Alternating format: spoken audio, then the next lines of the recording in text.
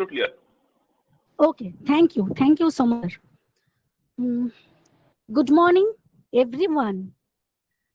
On behalf of Hooghly Women's College, myself, Shreya Bhattacharya, Department of Food and Nutrition, welcome you all on the second day of today's national level webinar.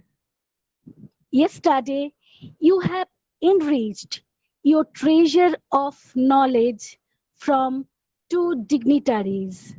I hope all of you enjoyed the session. Now, I request to our Honorable Principal Madam and webinar, Dr. Shima Banerjee Madam, to say few words. It's over to you, Madam. Madam, please. Thank you, Shreya. We are here assembled to join a 2 days national webinar on nutrition subject, Nutrition Department of Hooghly Women's College. The topic of discussion is Food for Life Nutrition Strategies to Prevent Diseases. This is the second and the last day of the webinar. Now, a few words I have to say. We are passing through an unforeseen situation of the society. COVID-19 compelled us to face a threat of life. So all we have to be conscious about our diet for this passing phase. Only good and balanced diet can protect us against this pandemic, raising the immunity power of our body. All we are assembled here to listen from eminent speakers from different institutes of all over India dealing with the subject of food science and nutrition. Now, nutrition is the science of food and its relationship to health. Nutrition is the fundamental requirement for positive health. Good nutrition is an important part to lead a healthy life. Food choices make a huge impact on health. The right diet can help to raise the resisting capacity against any type of illness such as heart diseases, diabetes, osteoporosis, cancer, so on and so forth. So it is important to take a balanced diet rich in all nutrients to ensure that no deficiencies or hormonal imbalances can be created in the body. It boosts immunity and gives the ability to fight against diseases. Now it's over to Shreya. Shreya, please continue today's seminar. Thank you. Thanks to our beloved Principal Madam for your speech. Now, we are going to start our second technical session of this webinar. We have 3 invited lectures in these sessions. Now, I would like to introduce our first honorable speaker of this session, Dr. Sanjay Basha, sir. Dr. Sanjay Basha did PhD in biochemistry with a specialization in molecular biology. He is a DBT Boycast Fellow and obtained his postdoctoral training from the Institute of Basic Medical Sciences, University of Oslo, Norway. He joined the ICMR National Institute of Nutrition on August 2004. Presently, Dr. Boschak is serving NIN as Scientist E Deputy Director.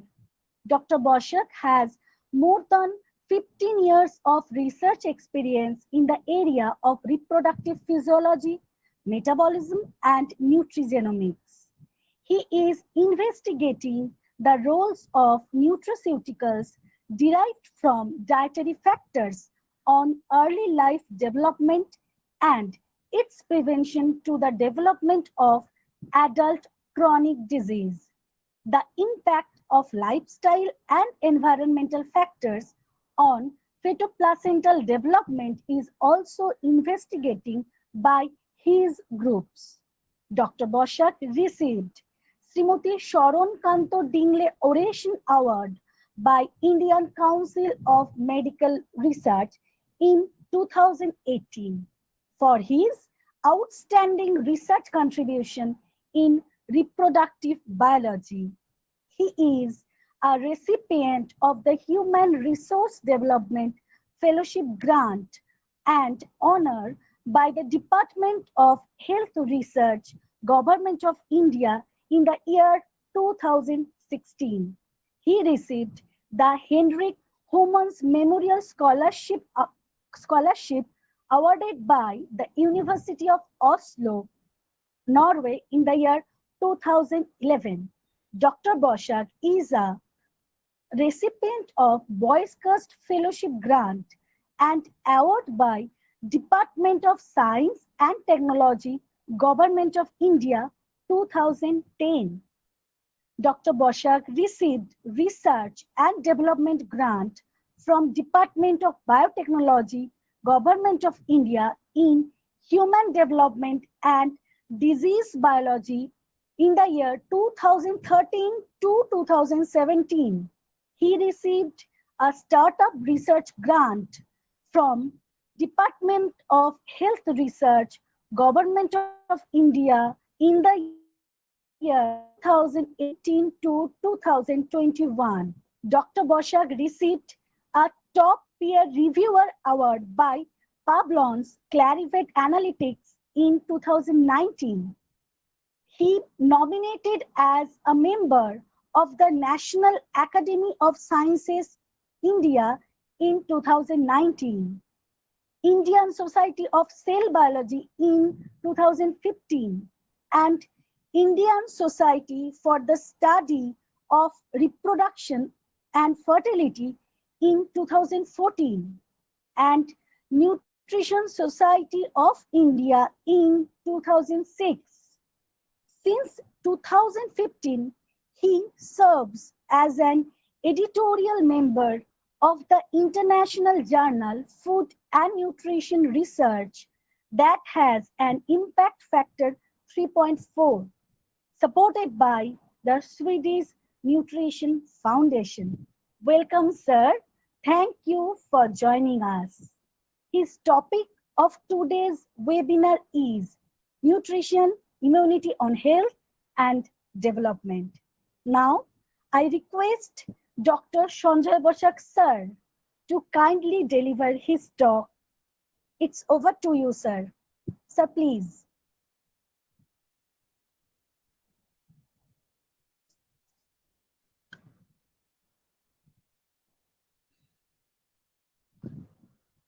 Sir, can you hear me, sir?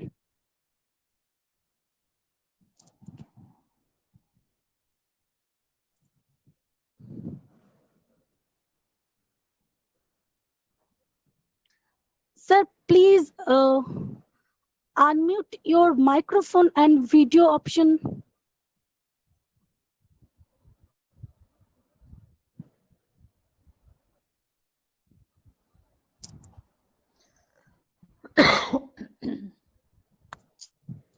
I think there is some network lag from that. Okay, sir. Okay, sir.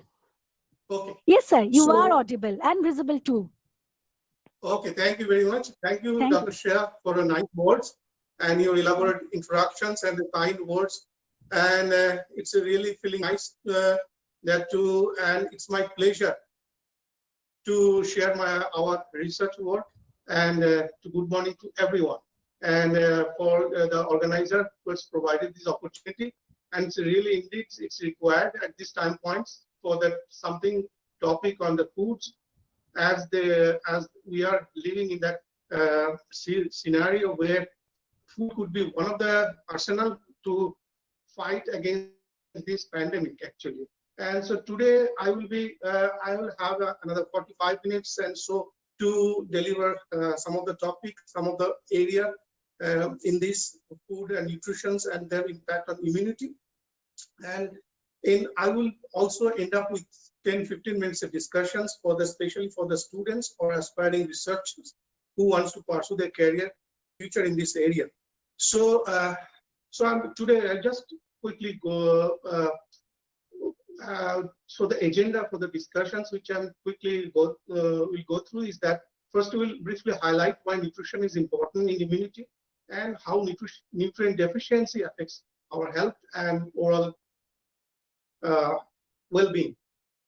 And it is that nutrition and developments which our interest and how it impacts early life developments, and that is our research area which we are currently doing. And then I will be also sharing some kind of advocacy and through that some kind of nutritional advocacy in general that improves lifestyles and nutrition's health. And then there will be some kind of discussions for the students for the future career. I know there are many people in that area which they are thinking about that pursuing in the career.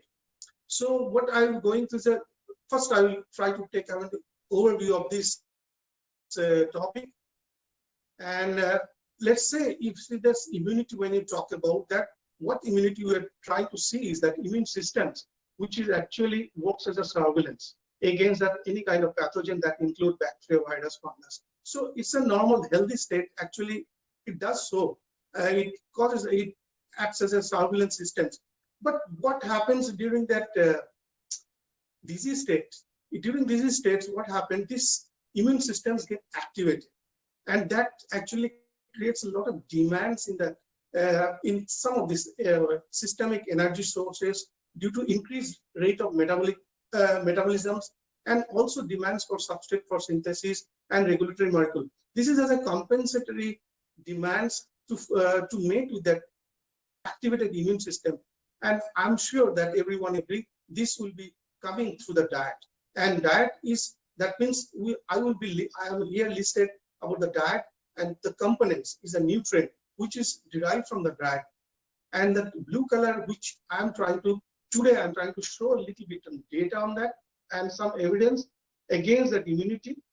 For example, vitamin D, and then vitamin C and zinc and copper. Of course, the others are also already reported against immunity, but today, with these time limits, maybe I will be able to share these only. And again, the other part is that you have the gut microbiota, which is actually, again, is important.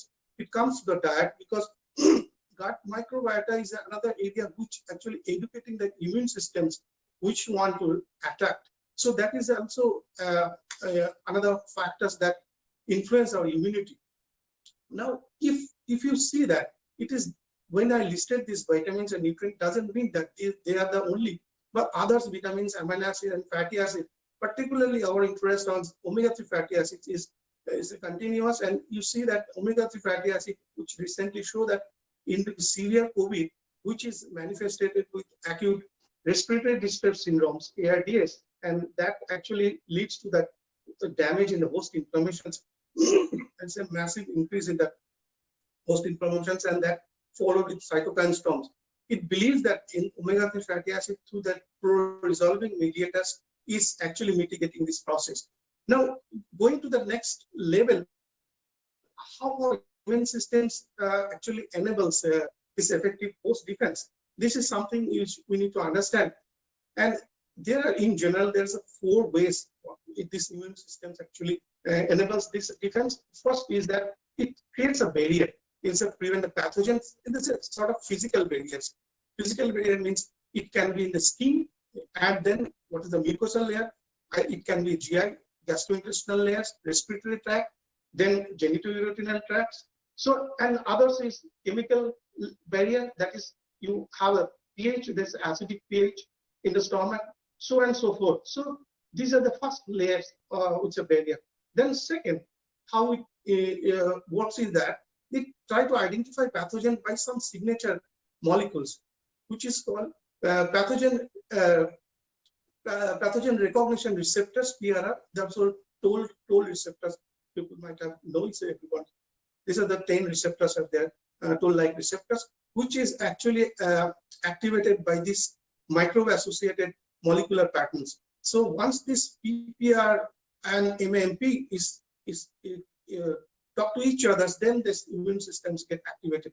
This is the fundamental things which is that, and this has been stimulated by innate immune systems, the macrophages, monocyte, and dendritic cells. Now, next step would be if it is breached the area barriers, if somehow it's virus, then the third stage would be definitely to eliminate pathogens. Then elimination of pathogens actually is being done by this or both innate and mostly innate immune systems, and it concerted work with that adaptive immune system also. And the major steps would be your virus neutralizing antibodies. So it generates that antibodies, and then it's also block the viral replications, and also it finally infected cell lysis is the other way does by T cells. And so then that the last stage, that means other stage is generating an immunological memories. That means this is the something which is the basis for vaccinations. That means once the antibody can persist, once the infection is there, then antibody is generated and it can persist in a year or month, or we do not know at what time point. Depending on that, we need to know about that effect. Then second, that after the cessation of the active immune systems, the small number of T cells and B cells remains, and they are in the resting stage. And if sometimes again if infection come back, they can work again. So this way our immune systems overall it works. So if you see that the overall antiviral immunity, I think that is that important.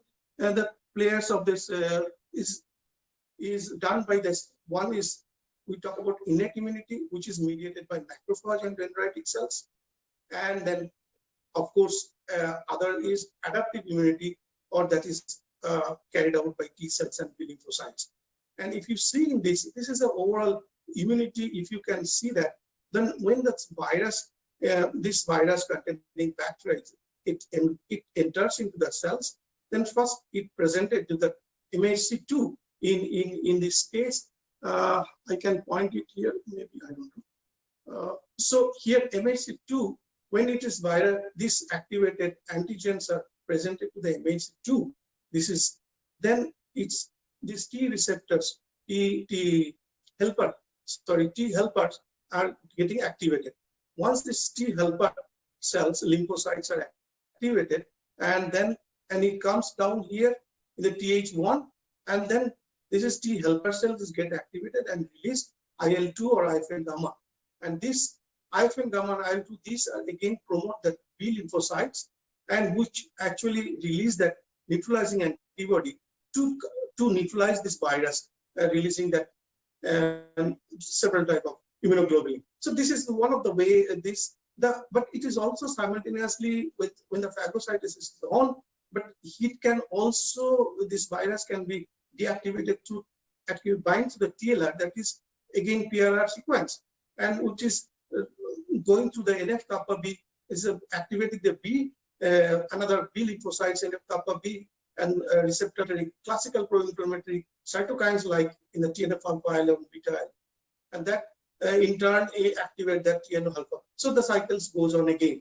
But in that epithelial cell, that means in the non-immune cell or the respiratory epithelial cell, it also the NK cells get activated during that infections. And in that case, NK cells actually directly can lyse that through the performing. These cells can be lysed, or in the majorly, if the two target, that means in MHC1 and MHC2 are the two antigen presenting complement structure, which is actually presented and yield two different kind of response. One is cytotoxic lymphocytes, others is a T helper lymphocyte. This way, in that it goes everything at the same simultaneously, and this way it usually protects ours. So I'm going that now then we're talking about immunity against whom we are talking. The reason for today I'm here is because of this, and nobody can ignore about that. Let's just a quick look about that. This is the virus which is SARS is a severe acute respiratory syndromes, coronavirus 2, and which is originating from the China, and which is everyone knows, but previously it was SARS, MERS, or in the year 2002. And this is typically single-stranded RNA virus, which is common in the mammal and birds. It is not a double-stranded like smallpox, where so single-stranded RNA virus is much more, has a more unstable, and that's why the mutation possibility is more, and that's difficult to get the vaccines. So that's why the difficulty is. And so others is that it infects respiratory epithelial cells and less frequently on gastrointestinal systems. But symptoms is the common cold, influenza, pneumonia, and shortness of breath in case of severe require ventilations. Then you have the hypoxia also arise. It is called a silent hypoxia nowadays. In the tissue level, oxygen level goes down, and the brain do not have a signal, and then it's called that that people are getting died by the CVD because of these factors. And this is the puzzles which is one of the manifestations of COVID, which is that cardiac arrest is being followed. So actually people with suppressed immune systems are at risk. For example, CVD, hypertension, respiratory disease. Now, we must admit that this SARS-CoV-2 is a new to human immune systems and no underlying natural immunity in our memory cells so far. So then what is next? And the question is, you have to have some kind of, you need to spray that, limit the spread. That is the one way. The other way, search for vaccines. And the other way, till the time we're not vaccine, then go for good nutrition. The simple choice is no more. So I'm just reporting that there are many vaccines promising around the world, and it is being extensively doing.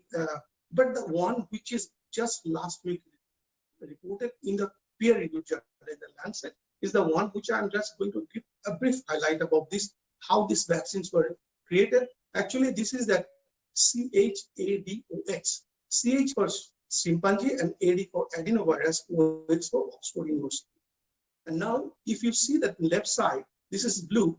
This, what they do is that they have taken E. simian, this chimpanzee adenovirus, and they have deactivated, and so that it is unable to replicate its own. And they use as a vectors. On the other hand, what they did is that they did a gene, they take a gene that encodes a spike protein. This is the spike protein is the for COVID spike protein is the main one which mediates effectivity, and then they take the genes that encodes the spike protein and then confirm the sequence from this Chinese database, I think, and then they create a construct chimera, and then this becomes now then injected as that the subject, and with the anticipations that these cells will express the spike proteins, and once the spike protein, then it will generate antibody, and then it will, once this infection is on, when the subsequent infection challenge is given, then it will protect. So then this is the overall things, and this has been funded.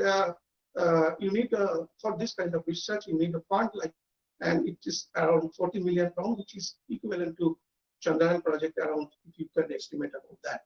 And so this is that I just wanted to share these slides as their reports, how their vaccine trial is concluded and then reported in the journals. This is the data, which is the report of the phase 1 trial. And if you see carefully in that figure, the left side is A and right side is B. In the A, there is a 3-column. So left side is that they have taken another meningitis vaccine also they have given to that subjects as a control of this similar kind of vaccines. Then in the day 1, they have given this prime, this vaccine they have given, and this data is for day 1. And is the day 1, if you see this, they are measuring what they're measuring in the top. If you find that they are measuring the antibody ELISA units, and in that, and they are comparing with the B, which is around 180 plasma samples. Those are derived directly from the COVID samples. And that means COVID subjects, and those are confirmed with PCR. And what they are trying to see is that the whole day 1 and day 28, after that, whatever the antibody or whatever the immune response they generate is whether how correlate with that person who has recovered from the COVID-19. And if you see that, and there is comparable between this after 28 days, and this is comparable response with that person who has recovered from the COVID. So I think the first phase 1 trial, what the data is showing is little optimistic, and hope it will work for that. And there are several stages of trial is going on. And if you see that, then I will come back to that, my present overview. So the specific, especially as I told you, we will be discussing in little bit details about that. And in that case, we'll start with the vitamin D. because specific nutrient is not that something which you need to concern about, but we can understand what is the impact. For example, vitamin D, there are a lot of reports. This is very important because it now no more is a hormone, it's no more vitamin, it's considered as endocrine hormones, and it has much more effect. It has many effect than the hormone vitamin effect. So what I try to say is that if you wanted to see that vitamins can be obtained from the two sources, obviously sunlight, and where this in our skin, this cholesterols, where it convert to the vitamin D active form. So I will try to tell you that I think vitamin has a different forms. Vitamin D, D1, D2, D1 is no more used. D2, which is a most active form, is D3, and D2 is mostly is used for that.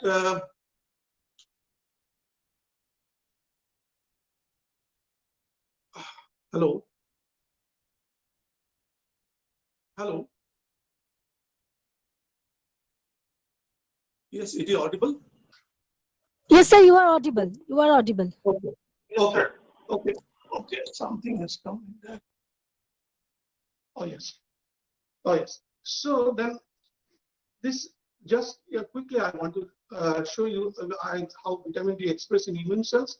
So if you see that two types, which I told you, that vitamin D2 and D3. D3 is the most active, is derived from that fortified milk, olive fish, and then egg yolk and others. And once it is synthesized in our skin through the sunlight, or it can be obtained through the diet, then it goes to the liver, where it hydroxylated through this CYP27. Once it is hydroxylated, then your major transfer to this is the kidney is a major repositors of these vitamins, and it further hydroxylated to make this active form. There is two forms. One is single hydroxyl group and a double dihydroxy. So dihydroxy is the active form which actually required, but it is not stable. It is a single hydroxy which is actually remains stable for 7 days, half-life almost 7 days. And whatever the detections when you do the vitamin D test, we will only measure this single hydroxy level. So, and in that kidney actually is that main, and this shows the classical way of effect, that bone metabolisms, then you have a calcium metabolism this way. But what now is more important, this is the classical actions which is mediated to the small intestine, kidney, and VDR is the vitamin D receptors. Now the most promising area is that how this non-genomic actions of vitamin D, which is actually affecting that immune and prostate and many others, non-traditional way of doing their things. And in this case, you see that this dihydroxy of vitamins or vitamin B3 also expressed in the immune cells, that includes macrophage, monocytes, and T cells. And it also does this at autocrine and paracrine impact. So now, if you see that the vitamin D deficiency or is a level, which is actually, if it is globally, if you see, this is the nice pictures, and I think it's more from 195 population-based studies, which has been categorized approximately 44 countries. And this has been tabulated in 3 different colors, and small circles means sample size, more circle means more number of samples. So circles that indicates, and the country is the left side. And if you see the 3 colors, red is that indicates that severe deficiency, and somewhat in between yellow is showing that insufficient vitamin D, and the right is adequate vitamin D. So if you see that the most of them are falling in the middle region, and our interest definitely on India. And if then India, it's showing that approximately less than 20 nanogram per ml, and it is actually in a very severe category deficiency. Although we are sun blessed country, but this is the paradox we are facing right now. And so now to go a little bit, what is their role in the immune systems? It's a very little bit complicated. It's not very easy and to understand. But what I will try to tell you that part-wise. First, left side is focus on innate immunity, how it impacts. That is mediated by monocyte macrophages, and vitamin D is it when it is recognized to that PRR, the toll-like receptors, is activated STAT or AP or NF-kappa B, CBP alpha, and that way it activates the vitamin D receptors, and these receptors further turn into the DDRE, that is vitamin D receptor elements, and then turn on several enzymes and several genes that encodes in the cathepsin and antimicrobial protein. This way they affect in that, and then they have also the inhibit that pro-inflammatory cytokines directly. It could be TNF alpha, IL beta, and also that's involved in autophagogens and pathogen killing through that, and generate a lot of reactive oxygen species. And they can also mediate their effect on the non-immune cells and epithelial cells in that, and or in that these dendritic cells, also VDS, they mediate the effect, and then if you look down to that adaptive immunity, they also improve their T cell maturations, and that in turn activate that Th2, and that gives an immunity, and also they involve in the class switching B cells, and so they can generate that directly to that anti-inflammatory cytokines, IL-10 and others. So this is the overall view how it works in that vitamin D. And so today, what I'm trying to say is that there are few trials which is showing some positive effect on the respiratory infections of this vitamin D. And this is the trial which has been chosen from the random clinical trials and randomized clinical trial, and this is the large in size. So one can understand that their study outcome could be something which need to be considered. And so one of them are, first you see vitamin D decrease the risk of respiratory tract infections. And this has been studied out of this meta-analysis of 11 RCT, and it has a positive effect against the respiratory tract infections. And they have also found that supplementation was safe and it protected against respiratory tract infection in another studies. And then another studies as there is an inverse relations between the respiratory infections and then vitamin D level. What means that you have a less vitamin, then you are susceptible for more infections. Then there is an association between deficiency and increased pneumonia and other related respiratory related disease. And so, and the other one is that something vitamin C, which we are talking about. Actually, vitamin C is very much required for collagen biosynthesis, and it's vital for maintaining that respiratory epithelial cell integrity. So, and it plays a roles in the lymphocyte migrations to the site of infections, and also involves in phagocytosis and bacterial killing, natural plus many others. So this means they also involved in antibody productions. Now, this is the two studies just I try to focus here. This is prophylactic trials. So they use that in the trial, and they get some positive impact on the against the stress or the pneumonia or the cold or the severity of the cold or the decreased incidence of the cold. So this is the one which is we can think over it about that. Now others, trace element zinc is very important, and zinc provides this antiviral immunity. Mainly works inhibits RNA polymerase. This and which is required especially for RNA virus and like coronavirus for their replication. So if you see that in this, there is a 1, 2, 3, 4, 5. These numbers are showing. These numbers are showing how they are activated the immunity of the gene. So if you see that one means they have a directly, they can directly inactivate the virus, pre-virus. This is one. The other option is 2. They can prevent that uncoating of the virus. And this uncoating means once they uncoat, they will become infected. So they can do that also. Then the third, and if you see that 2 and 5 are similar, then third, if you see that they can also block that RNA-dependent RNA polymerase, the enzymes which is required for transcriptions of the gene. And or they can also, in the 4, they can also block the protein synthesis of this translations level. And they can also block the DNA-dependent DNA polymerase as well. And these are the abbreviation of the virus, which anybody wants to know that it's abbreviation is written and can go through the later part. So zinc and its immunity and infections also some kind of results, and the positive impact, especially for the respiratory infections or other general diarrhea and others is already known. But it's also showing that some kind of effects on the common cold and kind of infections on pneumonia and supplementations and others. So the other important aspects which we also recently make our hypothesis there is the copper. Whether the copper actually is that something is traditionally been there. We are using the copper and we know the copper story very well. And in our culture, we use the copper vessels to keep the water, and we say that it doesn't get any kind of insects or pests in the long period of time, and we use for the holy purpose just to avoid this kind of. So it has some kind of, if you want to see that, the copper is very promising, and interestingly, it has been used in many of the mask layer impregnated with copper minerals actually to protect them. What it does is actually the virus code, which is directly can be damaged by this copper. This is because of the due to redox properties, and that generate a lot of hydroxyl that is enough to keep that coating.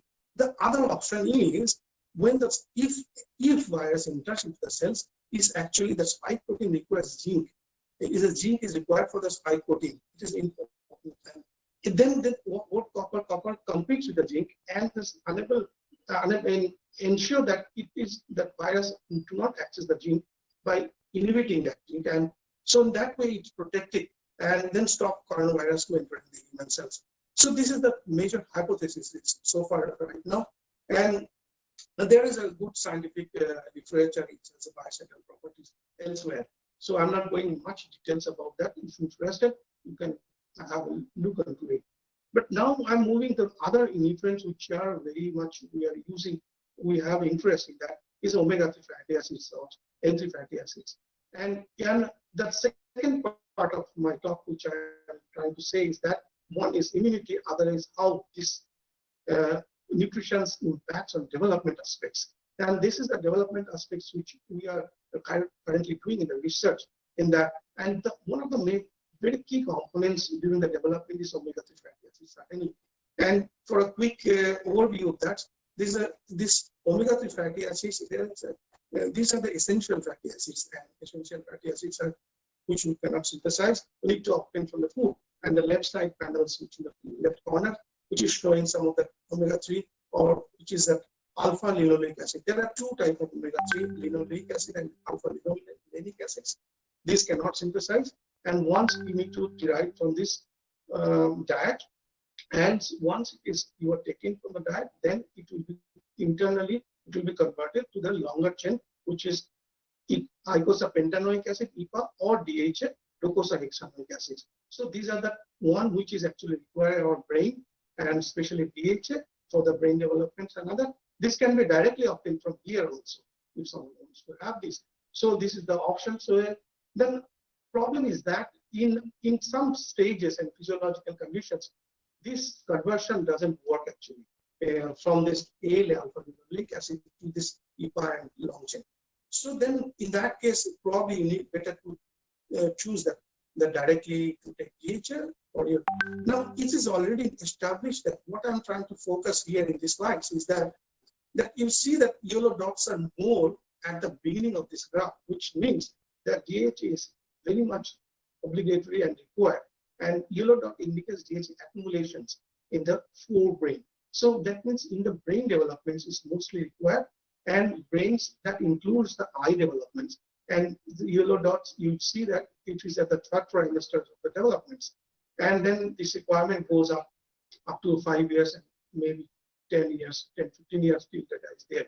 So then what we are trying to see is here, then this is the total development stage. If you see that from preconceptions to the conception implantation, then the first trimester to term is a total development phase. It is in utero whether the baby is developing that. And then DHA is already established that their roles and that's fatty acid. But what we are trying to do is that to have this omega-3 fatty acid of the role in the early developments, in the beyond, before the first trimester or during implementations. That is our focus actually. And to do that research, what we try to use that different kind of tools, especially cell lines. We have used model cell lines with placental trophoblast cell lines, and then endothelial cells. Then we have also obtained the human samples, first trimestral placental tissue, term placenta. We culture that in that explants, and then we also developed that animal model. That's that the N3 PUFA deficiency or omega-3 deficient mice model, where you can see that study the impact of the deficiency on the different kind of development activities.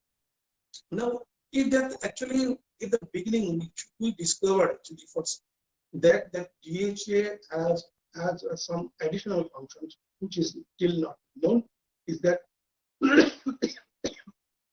sorry.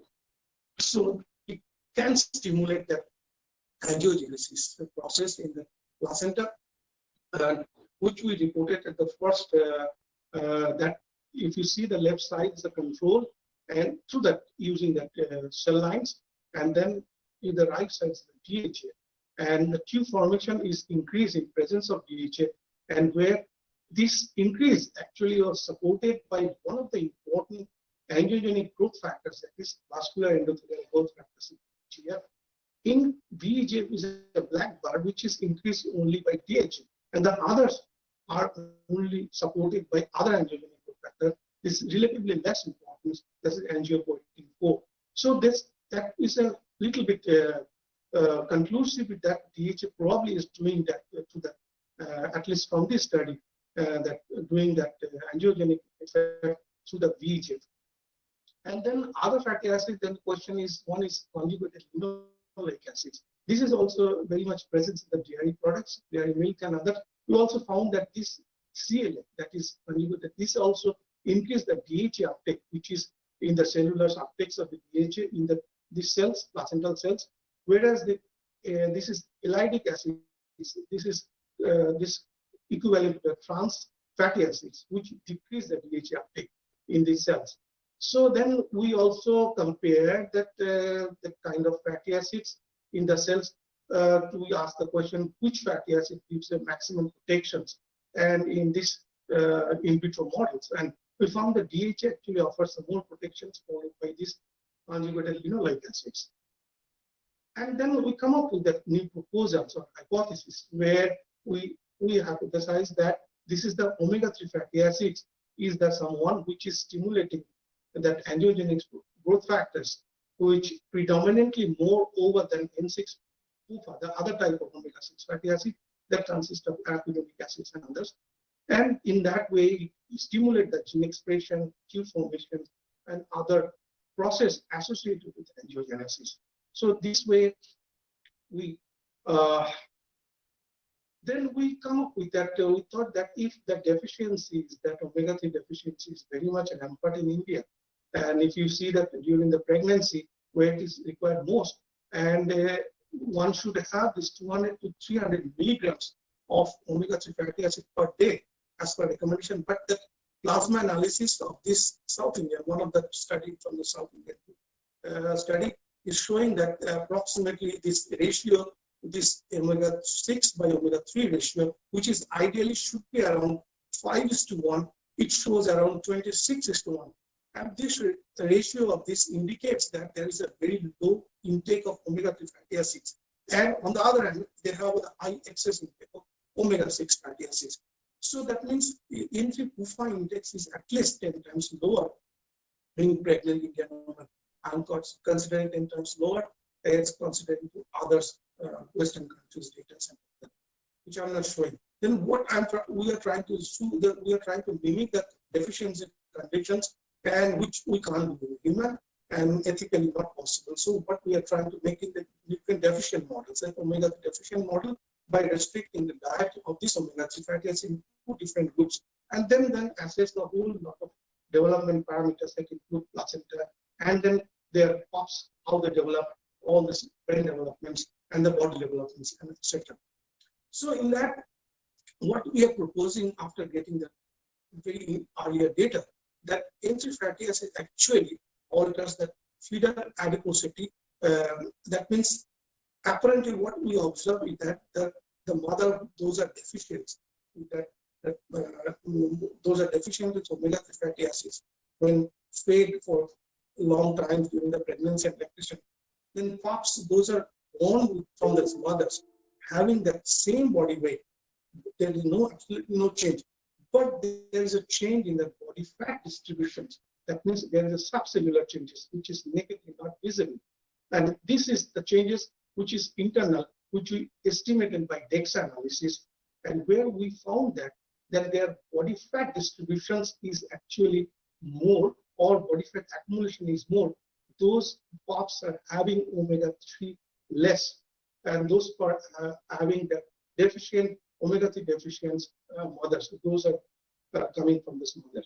So, and that other finding in the brain analysis, we found that initially they have a change in the neuroendocrine expressions of in the brain, and that we have proposed that as a hypothesis that probably this omega-6 fatty acids is actually limiting this or inhibiting this differentiation through the FGF21, which is one of the regulators of these genes that are responsible for the thermogenesis, which actually dictate our body whether the energy will be stored or energy will be burned. In that case, there are the few genes, for example, UCP1, which is 1 alpha, and these genes in presence of N3pH actually increase, and these favors that fatty acids or whatever that is oxidized more, and it's a less accumulation. So you have a less fetal adiposity in this omega-3 groups as compared to that omega-6 enriched fatty acids. So in that we found that there is a global change of this when you have created the deficiency, and we measured that white adipose tissue, brown adipose tissue, liver, placenta, brain of the pups, which is derived from this mothers, has been given this deficient N3pH deficient diet, and these pups having this kind of alterations, either they have impact on fetal adiposity and body fat distributions, then they have shown also energy utilization is altered, and then you have a bone development or muscular development also altered in some cases, and then chronic stress in the brain because of the alteration in neuroendocrine receptors expressions, and neural and your pathways also altered, and possibly they might have this attention deficiency, and also that imparts epigenetic stability or induce that epigenetic instability due to the deficiency. And this we can show the separate kind of, we have a lot of data on this, which we will share some if some other opportunity comes. And today we have a limited time and scale also. So then I will end up here to summarize the whole talk into that and try to give some kind of message for everyone. So the immune systems carries out the surveillance work, which is enhanced by when the individual has become infected. And then this heightened activity or enhanced activity of the immune systems gives the demand to the increased rate of metabolisms in our systems, and also it demands more energy source to compensate that immune systems. Those must be fulfilled from the diet. And the human trials suggest that intake of micronutrients, especially vitamin C, D, E, zinc, and selenium, needed to optimally support the immune systems. Now the question is, it can be easily achieved through the diet alone. Whether do you need supplementation? Supplementation may be considered when it is not available or the deficiencies arise. Otherwise, it can be easily achieved through our diet alone. And at the end, I will be trying to say that the one message to everyone to believe that fact that the role of nutrient in supporting the function of immune systems are many, and it is also varied, and therefore it is easy to appreciate that an adequate and balanced supply of this is essential if anyone wants to have an appropriate immune response to be mounted in his body. So that is the message we try to give across in this Food for Life thematic talk today. And this is the advocacy, what we are, you find within another website. This is what we are trying to see is that This is called as a my plate of the day. It's just a, this is very pertinent. Why it is so? People see that comorbidity is especially type 2 diabetes, hypertension. All these are the major contributors of COVID-19's mortality, and which is directly have an influence by the diet and lifestyle factors. One cannot ignore it. And so this is the representation of different kinds of foods we must have one day. This is a plate per day if you want to have this ideally. And this is if you are going to place all the foods which you want to consume in a day in a plate. So if you see the half of the plate should come from them vegetables, green vegetables, fruits and roots. So this is for the half of the plate. It should come that followed by cereals and millet. That's the other half. Like if you see the 1/3 should derive from the cereal and millets, and then then another half is comes from the pulse and egg and flesh fruits, and this, and then the tiny amounts of required nuts and seeds, and also fats and oils, which should be also the similar equivalent amount to the nuts and seeds. So, and then as an addition to that, you have to have a milk or curd every day, either of these, and don't forget to take plenty of water, and that is which we just give as per kilocalorie intake. If you have 2,000 kilocalorie per day intake, then you should have 3 liters of water. That's a simple. But this is the diet. But once you want to have a lifestyle factors, so you should add that at least you have to have a sleep of 8-hour durations, and obviously you have to have an active or moderate exercise depending on your age and health, at least 20 minutes to 5 days per week. And this is the overall health and lifestyles advocacy from our side. And someone who is interested to know what the food is the source for these diets and how this to fulfill all these vitamins. These are the list. Can be go through the details. Some of this may not be available in your area, but the list is exhaustive. One can opt for whatever they are available. So there is no hard and fast foods to have this everything, but you have a choice of many. And so if someone wants to interested more about our development work, we have 2 books available, and I can share also if more interested.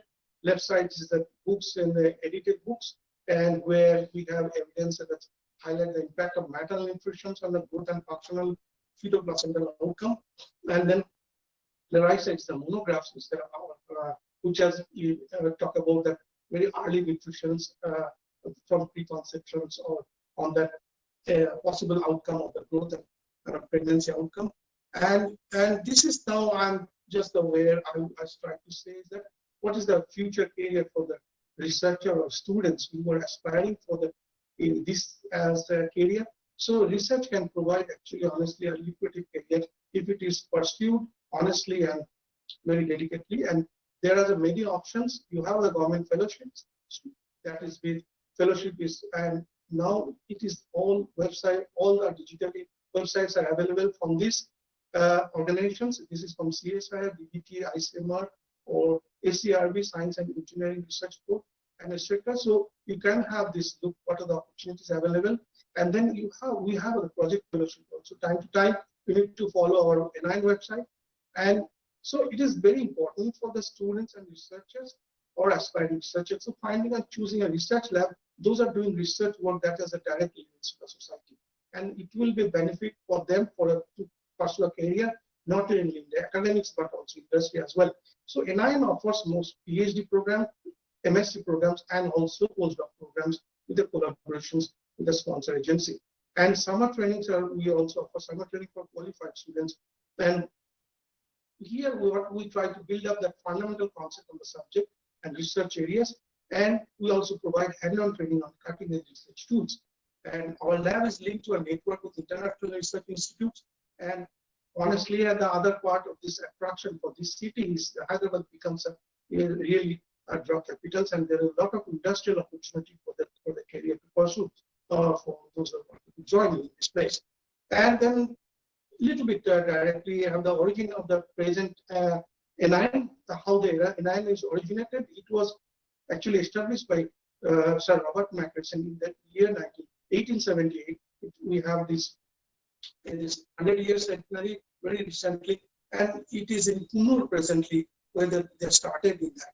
And then in 1969 they moved to the Hyderabad, and then presently this lab, which I'm just have a glimpse of that, which I'm working right now. And so this is that something I want to share, that that research is being always required fund and appreciations, and this is that recently our research has been appreciated by others, and that's why we're sharing that. So, but I must acknowledge the government support for our research funding, and many people and students and our colleagues and collaborators who are associated with our work. And I'm thanking everyone. And then I have another affiliations that I'm working as editorial board members, food and nutrition research. This is the high quality journals, because I remember the time which we have taken, the impact factors was something around 1.5 in the year 2014 or 15. And then after that is impact factor, like moreover side score is 5.8, which is very good actually.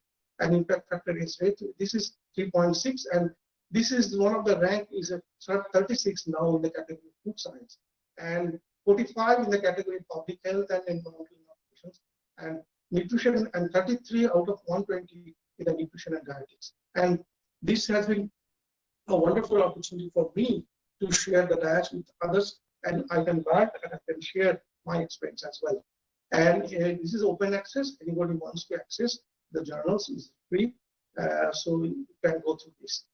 Then if someone wants to connect me later part of this, and this is my contact number, and then please call and connect us or send me email if they are interested in researching further, and we'll be happy to answer. And if you have any research questions and other questions, you are welcome. And thank you for your attention.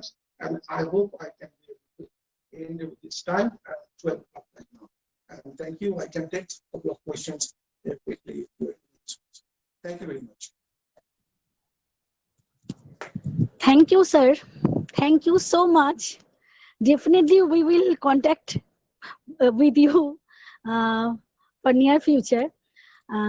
Thank you, sir, for such a nice and informative presentation.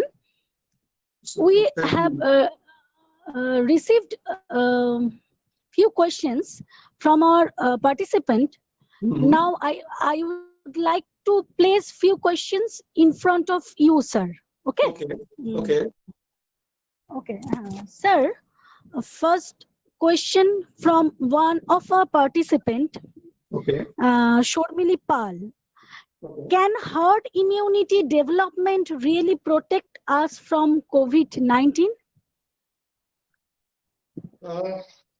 Actually, this is the model which Swedish wanted to start actually. If you want to see in Sweden, that what they did not close anything. In fact, they kept everything open in that what we are no lockdown. And the rate of mortality actually was is one of the highest in that Scandinavian country as compared to Norway or Denmark or Iceland or Finland. So this gives a little bit answer on that herd immunity, what you were talking about. But what if the hypothetically whether it can be do or so, we have to see by these kind of examples. So we cannot comment on that, which is difficult. But the example is here, is the Swedish model of mortality. Okay, sir. Okay. Aishwarya Shah has asked the next question. How can COVID be cured by plasma therapy? As there are 4 types of coronaviruses, so antibodies are also different. So how can it be cured so easily? See, plasma therapy is very controversial in that way, and there are so far the studies, some says positive, some says it does not work. So I think it depends on the situations of the severity of the disease. I think if those has been recovered in the severe cases, those are. But most of this, how many severe cases are there, that depends on that. So it will be very from this observations, it is very difficult to say if it is the work is that way to work. Otherwise, if that is the options, then I don't think the vaccine research would have stopped by this worldwide. Okay, sir. Okay, thank you, thank you. Madhusri Bhumik has asked the next question. In this pandemic situation, everyone taking vitamin C or D as a multivitamin tablets for immunity enhancement. Any diverse effect of it? Is there any diverse effect of it? I mean, diverse effect means if they wanted to say that excess effect always. That's why in my conclusive slides in the highlight message, what I try to impress, because I know about the situations in the backgrounds, many people are about doing that. But you see that if that still from the nutrition point of view, what we always suggest, that's why I show the detail about the my plate and everything. It's the whole idea is that we never need a supplementation if we're sure about the foods and diets every day. And if you're right kind of, if you stick to the basic of the diets and the lifestyle factors which we understand. Apart from that, if that is the case, and in that case, you have, if you find that you have a deficiency that you need to measure by the blood or serum, I mean, you need to diagnose, go for diagnostic test, and if you have a deficiency, then you consult the doctors and you start to supplementation. That would be our advice. Okay, sir. Okay, sir. Thank you. The next question is from Neela Ghosh. Drinking water stored in copper containers or copper bottle can prevent from COVID-19? No, I think there is a rush for everyone to correlate the events to the only a single entity, that COVID-19, etc. But the general question is here is that I'm just talking about immunity, and definitely there by evidence that copper has some protections in immunity, and whether it is today's COVID-19, maybe there will be COVID-20 or 21 or something else. But I don't want to make about the reference to a particular comments on the particular 1920 topics, but it's a general immunity which actually have this effect, and data actually supports that effect. Thank you, sir, for answering all the raised questions. On behalf of the organizing committee, I would like to express my sincere gratitude to Dr. Sanjay Basha for accepting our invitation in spite of his busy schedule and enriching us. Thank you, sir, and looking forward to have you among us in future. Thank you, sir, again. Thank you very much. Now, okay, thank you, sir. Now it is over to Madhusri madam for next part of this session. It's over to you, Madhusri ma'am.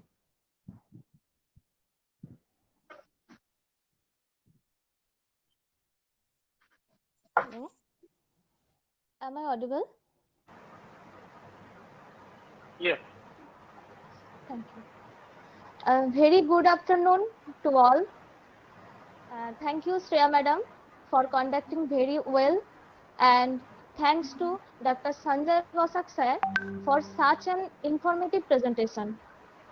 Now, the second or last day of the 2 days national level webinar on Food for Life, Nutrition Strategies to Prevent Diseases, conducted by Department of Nutrition. I, Madhusri Bhumik, Department of Nutrition, welcome our second speaker, Dr. Srimad Nayar. In this busy schedule, now I take this opportunity to introduce today's honorable speaker, Dr. Srimad Nayar. She is going to deliver her speech on need of food fortification, government initiatives. She is presently working as a professor in the Department of Foods and Nutrition in Maharaja Sayajirao University of Baroda, India. Dr. Nayar has a vast teaching experience of 29 years and research experience of 31 years, out of which For more than 15 years, she is working in healthcare management. Her present areas of research include growth and sustenance of development sectors, health and nutrition program development with technical inputs. In addition, she is also working on qualitative analysis of iodine from salt using local ingredients available in the kitchen. Professor Nayar has completed 12 research projects in various fields. She has 29 international and 18 national publications, 7 e-publications. Professor Nayar has established partnerships and worked with WABA, BPNI India, WHO Share Office, UNICEF India, Nutrition International Canada, GIN India, etc. Besides this, she is acting as a research guide and supervised number of students. Professor Nayar is the author of many books such as textbooks of physiology, food security, law, interdisciplinary perspectives, use of multiple nutrient powder for home fortification of foods consumed by pregnant women and infants and children. She has received awards from UGC DRS in developmental physiology and also awarded by Society for World Environment, Food and Technology, New Delhi. She has delivered many plenary and invited lectures at various national and international seminars. Now, I request Dr. Sirimabu Nayar ma'am to kindly deliver her talk. It's over to you, ma'am.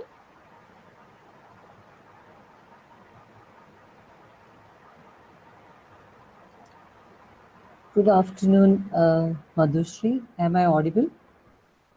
Yes, ma'am. Okay. Thank you very much to the organizers and Dr. Seema for inviting me for this webinar.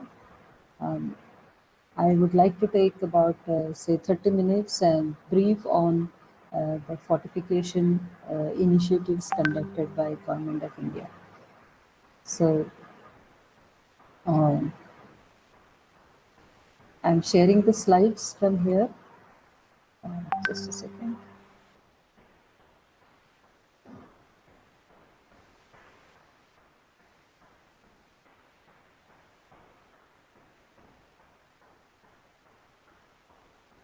Can you see the slides or not yet?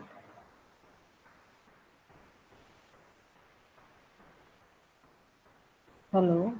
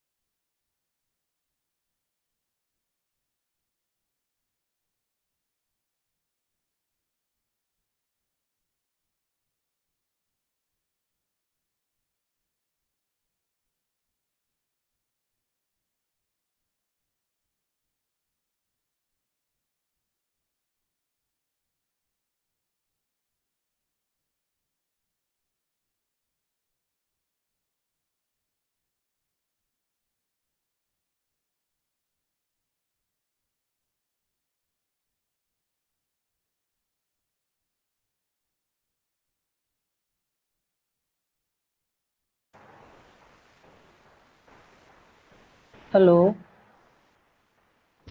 Yes, ma'am. Can you see my slides now? Yes, ma'am. It is visible. Okay, fine. Okay. Thank you so much. Okay. Food fortification as a strategy to address micronutrient malnutrition. When this topic was suggested to me, I felt that we should talk something which the government is doing for our country. And we have a lot of malnutrition which goes on in India, plus minus all the programs which is the government been conducting it since past many years. And the best we are trying to address the fortification initiatives. So my major contributions which we did during the panel of becoming the scientist from 2017, we did a lot of calculations based on what India can have in best modality, because we have diverse diets which people consume in all different states, and we have cereals, we have pulses, we have vegetarian food, non-vegetarian food, and so we have a kind of mixed things which go on as consumption pattern in India. Now looking into the consumption, we felt we should fortify major five staples which everybody would consume. So that called for rice, wheat, oil, milk, and salt. So my salt work is since a long time, and we are now finally put the salt as double fortified salt into ICDS and MDA programs on a mandatory basis.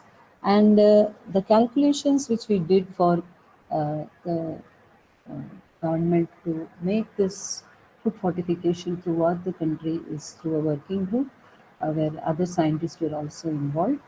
And we have rolled it out now, and they are going to come throughout the country. There are a lot of other challenges which are being addressed. So I'll give a glimpse of what and why on food fortification of India. So food defines our health, and it is important for us to understand what are we consuming on a daily basis. So we have grains, we have fruits, we have vegetables, we have spinaches which are available in India, and these become our common part, our staples. We have more of rice or wheat as a staple, as a common consumption. Now, our diets are high in cereals, so this is one major thing which is covering our one third of the diet which is coming in. So, when we are looking into the fortification, what we have done is the fortified minerals should not cross its limit, but also try to understand one third of the dietary consumption where everybody would be able to get those nutrients in regular proportion. So looking at the statistics, the realities are not very encouraging. We require the minerals and vitamins as an everyday consumption to make our body fit and fight our disease. We have very high burden of anemia, especially vitamin A, D, iodine deficiencies. Then simple diets, which are based on staple foods with low consumption of fruits, vegetables, is our biggest challenge, which we try to understand, estimate through our micronutrient deficiencies. And therefore, food fortification of staples was taught, which will have food security as well as will address nutrition security. Now, looking at the indicators, what we found from NFSS 4 was children less than 5 years who are stunted was very high, about 38%, and who are wasted are 21%, who are underweight are 35%. So, children are definitely being affected very badly during their growth. Now, looking at the younger children who are 6 to 59 months, you would see they are 58%. Who are coming into this category, and non-pregnant women who fall into the age of 15 to 49 years are 53%. Pregnant women who are under these indicators are 50%, and general women you consider it's 53%, and men about 22%. So with the WHO cutoffs, when we classify and look at the population, we are having a lot of anemia falling into the picture. So we felt we should focus on both hunger as well as malnutrition. So hunger and malnutrition will stunt growth. They will affect our intellectual capabilities to think, to act physically. We will be having compromised health and survival. We have long susceptibility to illness and disability. Our learning abilities and thought process would be compromised. We will have low achievements in school, low productivity and low wages, and that is where we need to start fighting when we are in the womb itself. So these are some of the irreversible things, but these are preventable. So if you address right from the womb itself, these can be addressed very well, and therefore malnutrition can be, though it can be very devastating, it can be addressed very well. So the need of food fortification came into with looking into all these data and various things which we covered. What we found mainly was every second child is undernourished and will not reach full potentials when they are in their lifetime period. So coming to food fortification, or why are we talking of this, is we wanted to have the minerals and vitamins to reach to the widest population, even if they take 5 staples, as I said, rice or wheat, salt would come in, oil would come in, and we felt these key micronutrients, when we add in staple foods, they are not making it very cost high, they are cost effective, they can be replicable, they are sustainable, they can be made and sent to all the places.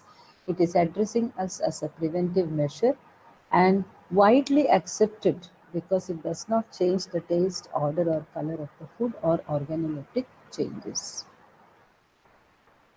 So the food nutrition analysis in India, when we had is, there were 3 core dimensions of food security, which are food availability, food access, food utilization, and outcome.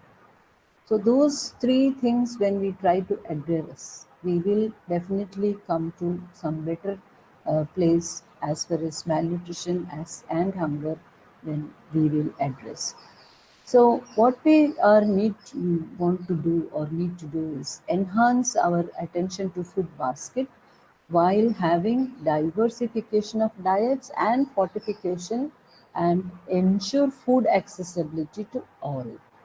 So towards this, what we are supposed to do is to have mass awareness campaigns for consumption of nutritious food and ensuring market availability to all. Improving dietary intake and health services, especially focusing with 1000 days input when a mother is pregnant, will help timely food and health interventions to have a healthy baby to be born to the mother. We have promotion of supplementation, fortification, dietary diversification for immediate and sustainable impact. So when all 3 work together, definitely we will be able to address food and nutrition security. For Government of India, this assignment was given to Food Safety Standard Associations of India, where a lot of scientists and a lot of people work together. So FSSAI addressed completely iron to be given within the range of 850 to 1100 mg, iodine with 15 mg in double fortified salt.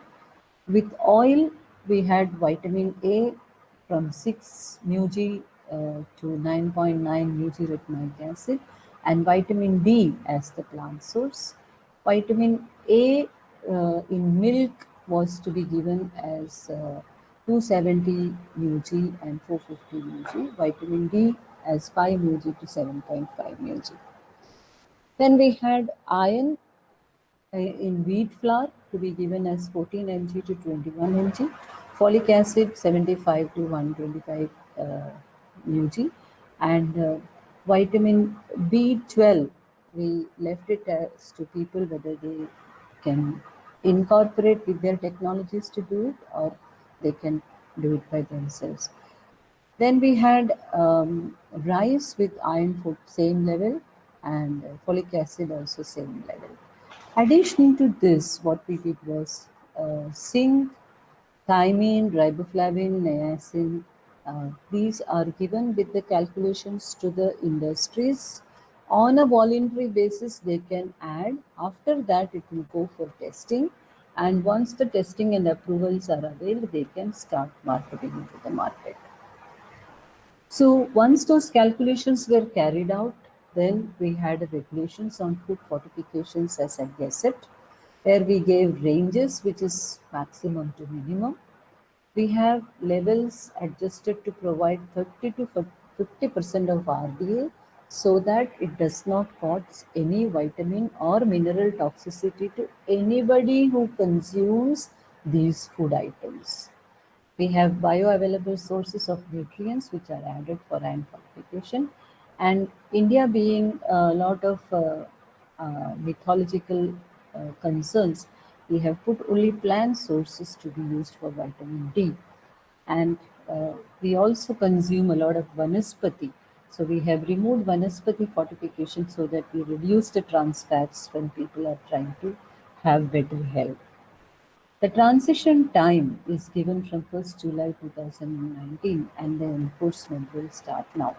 But due to this corona situation, the COVID-19 pandemic, the enforcement agency is still waiting a bit for people to address everything and then they will start the process again. Based on this, we had a logo designed, and you will see on these 5 staples when they are fortified or anything which is fortified will definitely have a F plus logo, Sampurna Poshan and Swasthya Jeevan. So this is how the campaign would start for. And these are the claims which FSSAI would be putting. Vitamin A to prevent night blindness, vitamin D for supporting strong bones, iron to fight anemia, folic acid for important for fetal development, B12 for good nervous system development, iodine for required normal growth. So milk, rice, wheat flour and double fortified salt are the 5 staples which are already in the market. Along with this, directives were issued by line ministries right from 2011. We had an order from MHRD to have somewhere to direct the states for mandatory use of fortified wheat flour, fortified edible oil, and double fortified salt to be consumed by all NDM programs in the year 2017. Then another order was issued for states to definitely include double fortified salt in midday meals. This was in July 2011, but there have been some plus minus issues while availability of the products to reach to the respective places, but now this is being completely addressed. The Ministry of Women and Child Development also issued order with the states for mandatory use of fortified rice and fortified wheat flour, oil and salt in ICDS and SABLA programs, which was dated from 28th February 2019. And there was also an order dated to use of the double fortified wheat flour, oil and salt in 2017. As I said, there had been some plus minus to these programs, and these are now completely being addressed. Apart from that, now the government is thinking to issue these through the Ministry of Consumer Affairs public distribution system and urging all the states to promote fortified oil and provide fortified wheat flour through PDS as per the standards. This is taking a little bit of time more now due to the COVID situation. So it has not reached to all the PDS, though there is a existing mandate. Now to come to all this cannot be just achieved just by the government alone. So there are a lot of development partners in various places who provide their uh, funds, their technical expertise, their manpower. So we have development partners like for DFS we have Tata Trust and Nutrition International. For wheat flour we have Global Alliance of Integrated Nutrition, World Food Program, and Nutrition International. For rice, we have WFP, PARC, and NI. For edible oil, we have GAIN and Tata Trust. Milk also is by GAIN and Tata Trust. So World Bank gives a lot of funding into this program, and that is how, along with the government, this is taken care.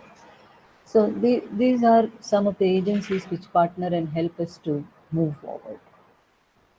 Now, looking at the cost of fortification, the cost is really very less, and it is you can see it is just in paise per kg. So for rice, it's 30 to 40 paise. For wheat flour, 8 to 10 paise. Oil, 10 to 12 paise. DFS, 2 to 3 rupees, and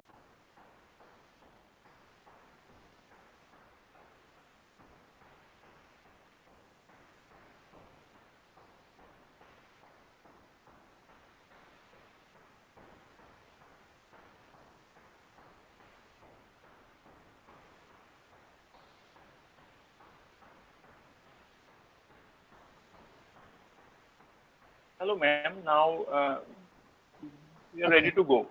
okay, I can continue. Hello. Yes, ma'am. Yes, sure. Okay, fine, fine. Okay, so they also have social media awareness. So you can look for the F plus logo on the food products, and you can know your micronutrients. They give you these different spots which are run through various campaigns. This is available on their website, and they conduct Eat Right movement in various campuses so that the campus is becoming aware in schools as well as in colleges and universities.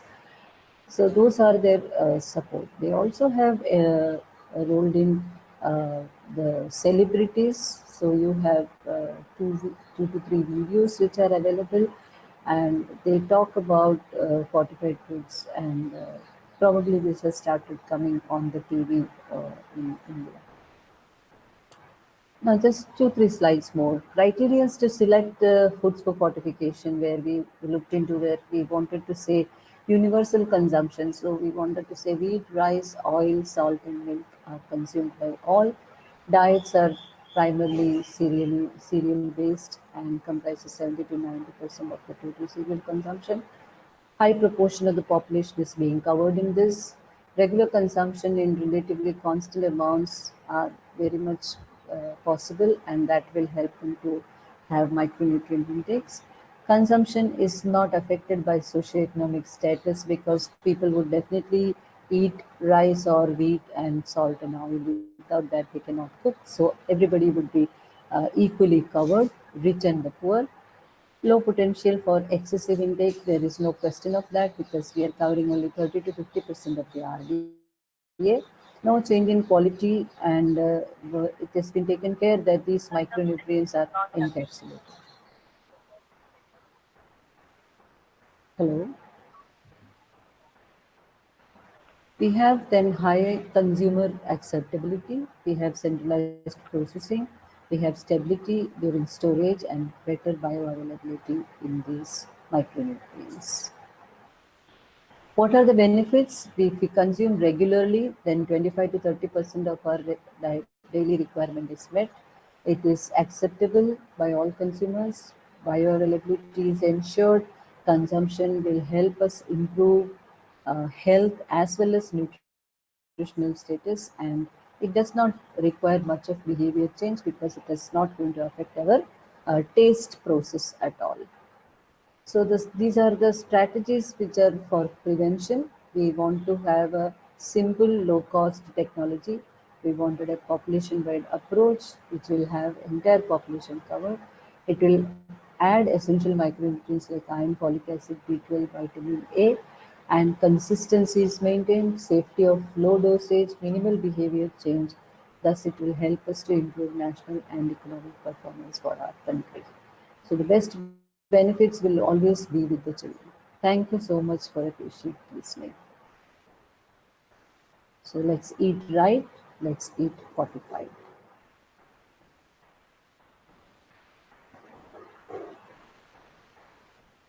So Thank you, ma'am.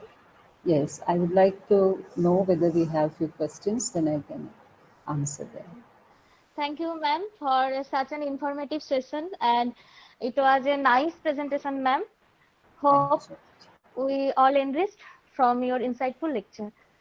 Thank Now, you. I would like to place few questions from Sure, participants. definitely. First question is from Ushariya Saha. Is fortified food all enough for preventing malnutrition? Uh, Fortified food is going to address you one third of your requirement. That is 30 to 50% RDA. You cannot say whether that is sufficient. We are talking of five major staples: rice, wheat, milk, oil, and salt. So, what we have seen is that you can address these five staples are daily consumed by everybody. So, the poorest of the poor also will have the benefit when you consume it regularly, and that is also the reason that we are planning to put it through the public distribution system. So we cannot say that taking those five things are alone is sufficient. We are talking of a full plate, so you may have 2 to 3 rotis, which will be definitely using oil. We will cook that. Salt is added. Milk is a different commodity we would consume. So those are the essential medium for your requirement to meet 30 to 40, 50% RDA.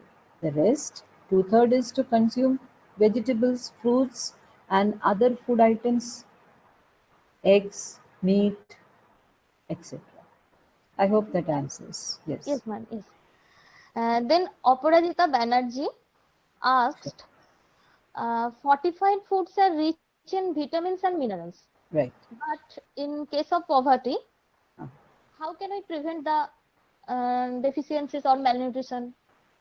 Right. So that is the reason when we look at Nutrition Food Security Act, we say that we are giving 35 kg grains to the poorest of the poor to reach at the end areas where it is even most unreachable places.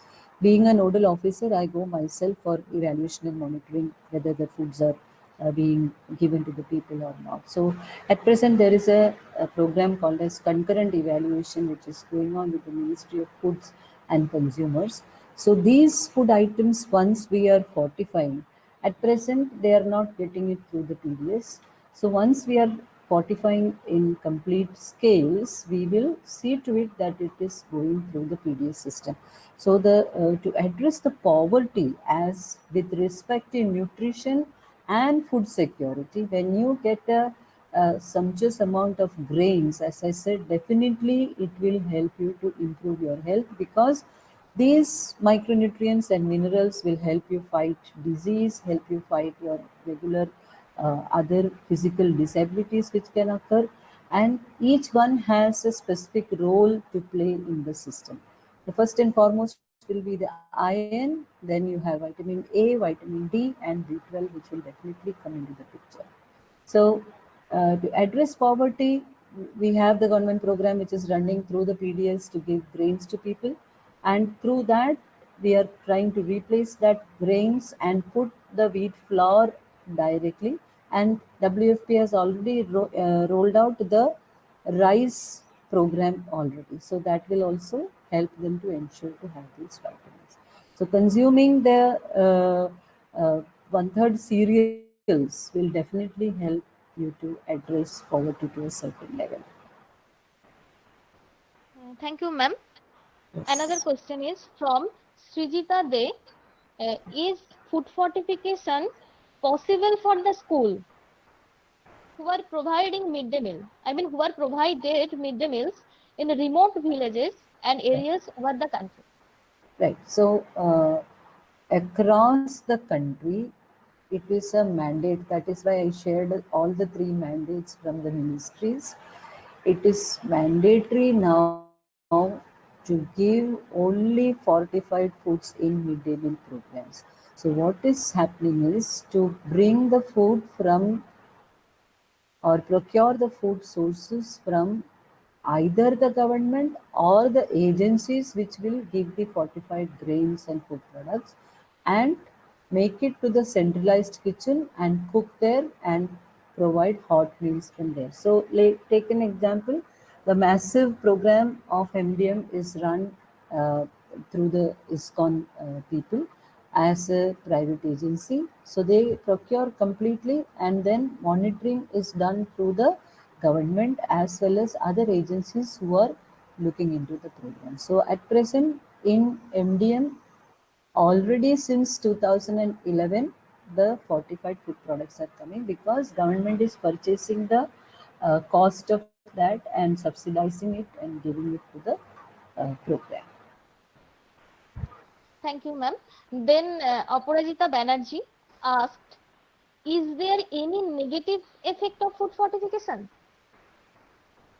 Negative effect, the only challenge remains is uh, timely availability of the premixes and the right technology. If you don't apply, then you may end up in the loss, because then your premix has to blend very well, and that is where FSSAI is providing the technology to the manufacturers. They train them completely and also help them with all the regulatory processes and quality control. So those challenges definitely will be there in a manufacturing unit, and therefore we encourage the manufacturers to be in constant touch with the resource center.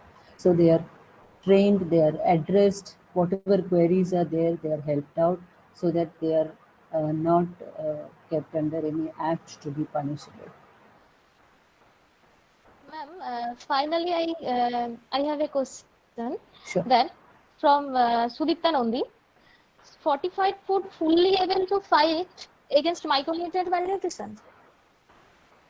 No, I said very clearly 1/3 of your requirement is being met.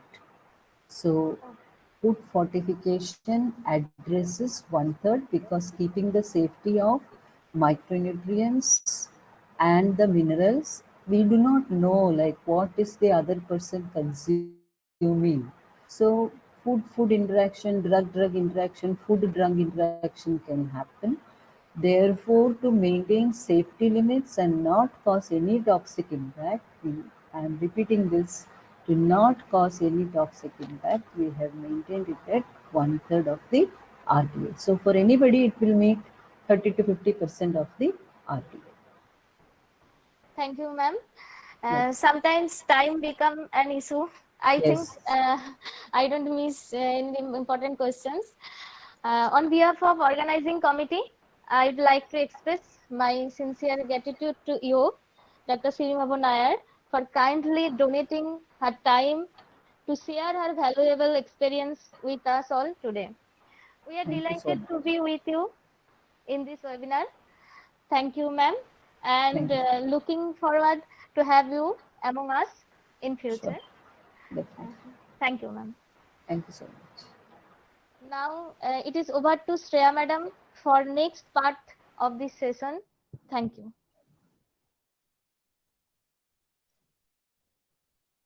Thank you, Modesty madam.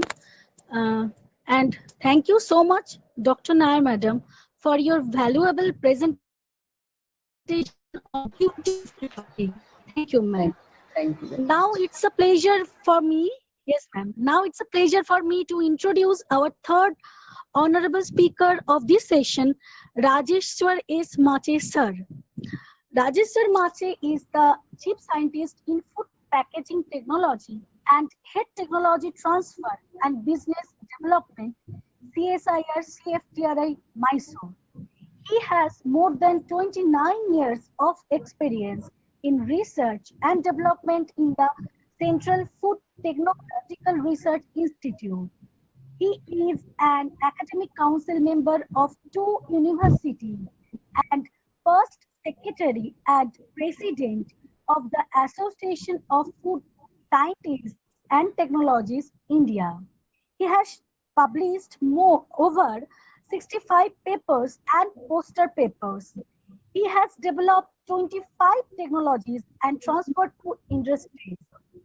He has so far successfully executed more than 80 R&D projects.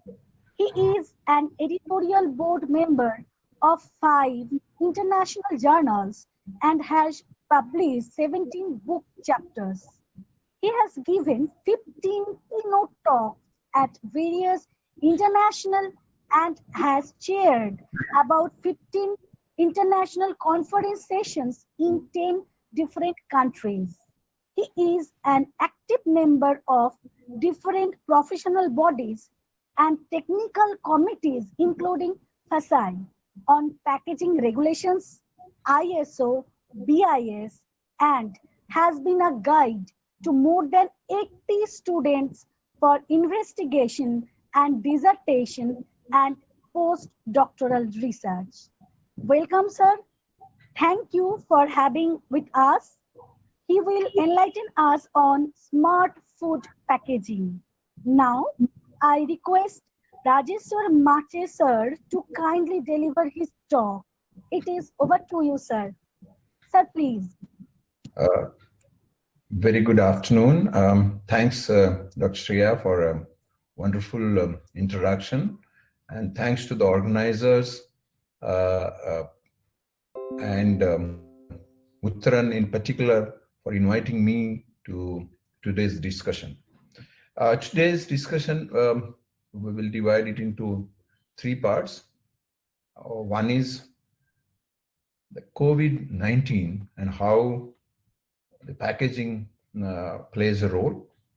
Number 2, what are the basic functions of the packaging, and how the active and smart packaging systems after COVID is going to make a huge impact in terms of the research as well as in the entrepreneurship. Also, I'll throw you some ideas to the students to really see how the smart packaging system can be part of your R&D. Now, coming back to COVID-19, you might have seen with lockdown and post-lockdown, there are a lot of issues which are unanswered even by the regulatory authorities, related by WHO or FDA or our own food authority. Number 1, today also when you go out and bring some food, most of us now, we're preferring packed food. In spite of having packed food, we are not sure whether you need to keep the packaging material which you have brought or food packed in the packaging material which you have brought, whether you need to quarantine that food. Maybe because of a couple of reasons. One is you're maintaining social distancing, you're doing all that sort of a thing. You're getting a product which is sold by the supermarket or any other market, and you're not sure that before you handle this, how many of them have handled this product? Is there any chances of having some sort of a contamination on the surface? And on the surface of the packaging material, how long this virus can stay? These are all a lot of comprehensions, a lot of issues, and their own thesis. Each one of you, in my house, my wife brings one thesis telling that you need to keep for this long. As a scientist, I make some thesis that you should keep it for this long. Shall we wash this? If you are washing the packaging material, shall I use the soap? Shall I use only running water, or shall I use disinfectant? These are different issues. Now, a couple of people have done some studies, not peer-reviewed, maybe done some by first one is which everybody refers, including Food Authority as well as WHO. That is one study done in Princeton University. They say that if you keep these particular droplets on a different surfaces, how long it survives. They say if it is, please don't move it. So still I have not come to this. Please don't move the slides. Yeah, this is one, how long it can survive. Now, when you come back to the issues, of this particular research. They have done it on different surfaces in terms of the copper, paper, plastic. Plastic, the worst part is, if you say plastic, there are hundreds of different types of plastics, and all surfaces are not same, and the survival on the all surfaces cannot be same. In spite of that, they have not even taken that into account. They say that on the paper it stays for 24 hours, on the copper 4 hours, on plastic it stays for maybe 3 to 4 days, or even steel it stays for 3 to 4 days.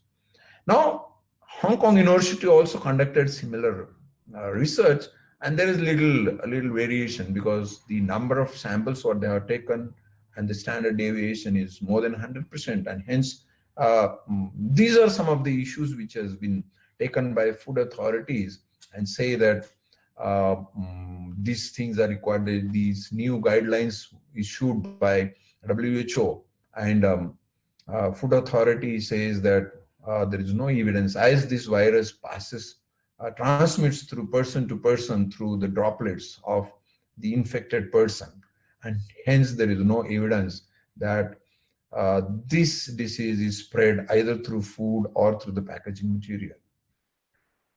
In spite of all this, there is a comprehension, and there are a lot of research done, particularly the behavioral science and attitudinal behavior of the consumers.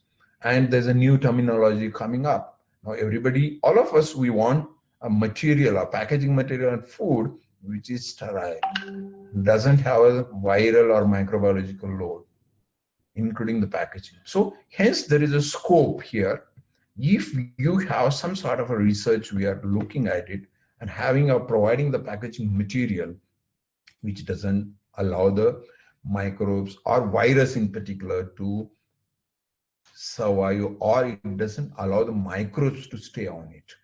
So the term called as a sterile society coming up, and hence here onwards we want to have a packaging material, a product which is addressing to these issues. So a lot of changes in terms of the packaging. Now, if you see pre-COVID, we are not very particular about taking the product which is not packed. Even loose products was okay. But there may be a paradigm shift of now consumer looking for the product which is packed one. General assumption is packed products are relatively safe. So hence there is a huge scope of the sort of packed product. Now, another important part is some of the European countries and USA, which they were importing a lot of food products from some of our neighbors. Now they have a apprehension not to take the product from that particular countries. Hence, there is a huge scope for India, particularly the startup new students who want to take startup as their starting career and then take it globally. So importantly, there is a paradigm shift because of COVID. Now coming back to the food, when you're talking of packaging, when you go to the mall and see, you don't see the food anywhere. You will see packages, packages, and packages everywhere. And there is saying that the first impression is last and best impression. Once you have an impression, it's very difficult to change. So hence, next slide, please. Hence, it's very important for you to, your product should have that sort of a appeal. When you're putting that product on the shelf, the product should be outstanding. Next slide, please. Now, when you're talking of the product, see, generally when you make food product for two purposes. One is for your own consumption, and basically the second one is for marketing. What is marketing? Marketing is nothing but the direction of goods from the producer to the consumer. And what is packaging? Packaging has a simple means of ensuring the safe delivery of this produce to the consumer. Now, you might have seen earlier in the mythologies, we have seen that we have a power of mantras. You close your eyes, chant the mantras, and you will get what you want. If you want to have Pushpak Viman, or if you want to have food, or you want to deliver something from here to somewhere else, that was there. I'm not sure whether that was true. And some of you, if you have that power of producing something and delivering to the consumer, and then packaging is not required. I assume that none of you have that. Hence, the packaging is very, very important. Next, please. Now, when you're talking of packaging, packaging has to have a basic functions. Basic 4 functions: contain, protect, perform, and communicate. Next, please. When you're talking of containing is nothing but holding the product together and within, and preventing the entry conditions from outside. Now, most importantly, the parameters which come into picture is what sort of a packaging material you should have, what sort of a strength it should have, and the last important part is product compatibility. Whenever you are using any packaging material for food application, packaging material should be safe. That means no toxic material, no harmful material from packaging material goes to the food which will harm the human health. So the food certification on the packaging aspect is very, very critical. Next, please. Coming back to the second function, protection. The packaging material should protect against the light. A lot of products, like say for instance, you may be wondering, this is a nutrition areas and how the packaging plays a role. Now you have packed something, and there are some sort of vitamins or some sort of components which are very important, but they are very sensitive to light and oxygen. So if you make the product, keep it for some time, and if it is exposed to light or oxygen, this vitamin loss will be there. So nutritionally, you are giving an inferior product. So hence, having a proper packaging material based on the requirement of light, oxygen. So a lot of products are sensitive to oxygen for the spoilage. So you should have a packaging material which doesn't allow oxygen to get in, because outside is 21%. So it gets in and then it spoils the product. And it also, there are losses of some of the oxygen sensitive vitamins. Moisture. So when moisture comes in contact with the food, food becomes soft and it loses its shelf life, because there is a microbiological contamination as water activity increases and the microbiological load increases. In some cases, even moisture loss will be there, like we have cake or even bread, and then it becomes hard and then product shelf life goes. So you need to have a packaging material which gives you protection against these 3 factors. Next, please. Also, you need a protection against the mechanical hazards. So mechanical hazards can be in terms of the shock. When you're transporting, you need to provide a specific cushioning. Vibration in the transportation, it can be abrasion, loss of shape or shattering or loosening. And also compression, we are keeping boxes one above the other or products one above the other. The bottom product should not lose or should not take the load and lose its properties. So these are some of the issues related to the protection. Next, coming back to the issues of performance. Now it's very, very important, this new world, performance in terms of the amicability on the machining. Say for instance, you are making some sort of a milk pouches, and milk pouch production per day runs in few lakhs. And if you don't have a packaging material which can be easily machined on the packaging machineries or packing machineries, then it becomes a big issue. So machinability on manufacturing is also very important.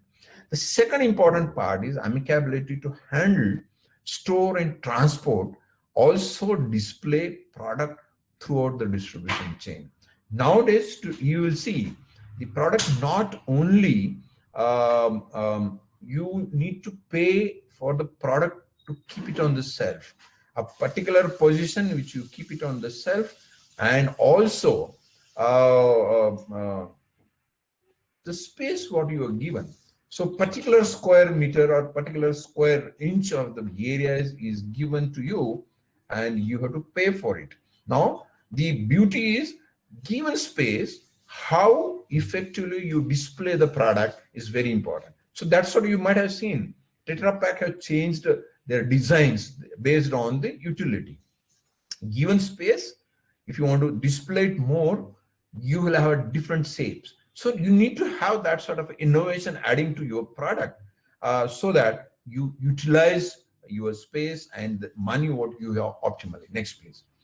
Now coming back to the most important part in terms of the communication. Your product should be attractive. You should be able to identify, inform, and motivate to buy. Now, what do you mean by attractive? As I said, a lot of times you see when you go to mall, and there are different varieties of the product.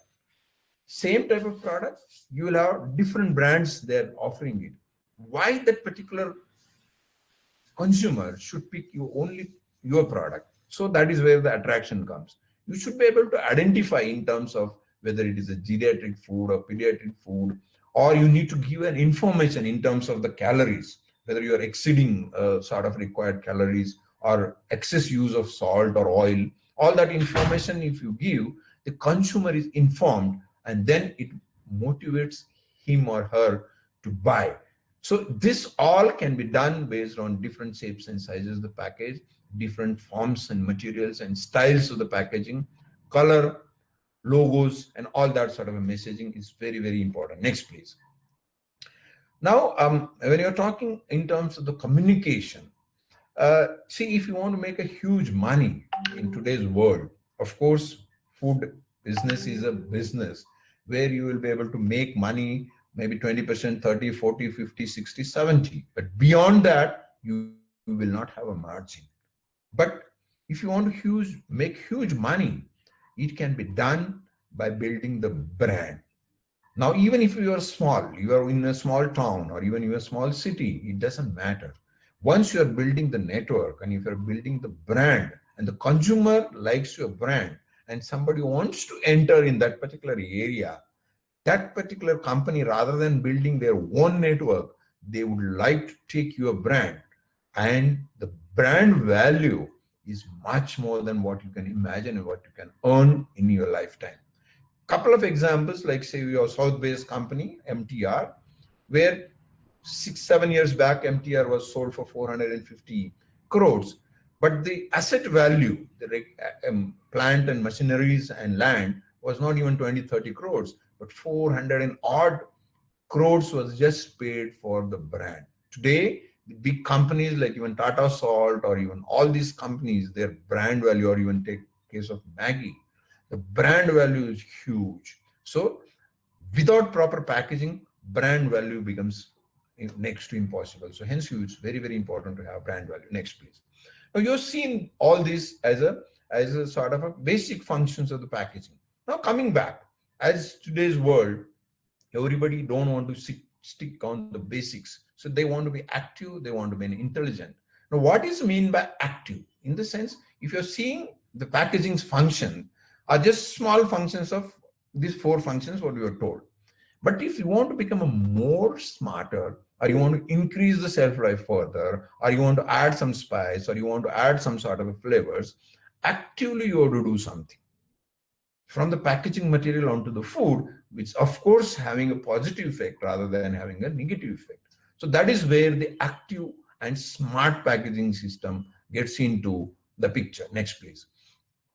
Now, when you're talking of the active packaging systems, the activation can be done, as I said, if it is just you are doing something actively, that means either on the packaging material or on the headspace, you are just adding or removing something from the headspace or from the food. That is called as the active packaging system. In intelligent or smart packaging, what you are doing, we are going one step ahead, and not only you are interacting, or your packaging material or your system is interacting with the food and also communicating to the consumer. It can be in terms of giving history, in terms of giving information, in terms of giving quality of the product. All that sort of a thing becomes an intelligent packaging system. Next, please.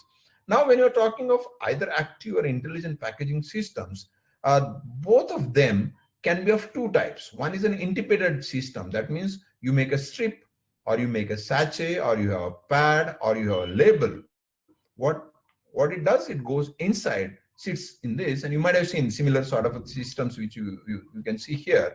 These are available with some of the existing food products. So these are independent system, but limitation with this is you cannot use it for semi-solid materials, it cannot be used for liquid materials, and it has another problem. Sometimes if you're giving this along with the food, somebody opens it and sprinkles thinking that it is a salt or spray where you want to put it on this, like say for instance you have Maggi masala, they think that this is masala and that can have a problem. So these are some of the issues with independent system.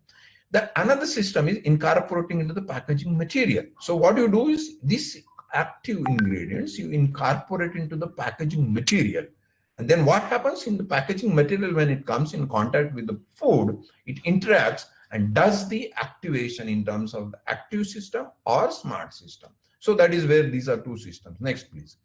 Now, if you look at these two systems, in the active packaging system, this is a thumb rule for all the researchers. Please keep this in mind.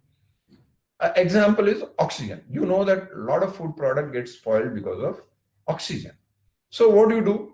When oxygen comes in contact with the food, there is oxidation takes place and the food gets spoiled. So what do? You put another chemical which has a more affinity to oxygen than your food. Basically, for example, you look at the iron-based material, or it can be some sort of ascorbic acid, or some sort of a metallic salt, or some sort of enzymes.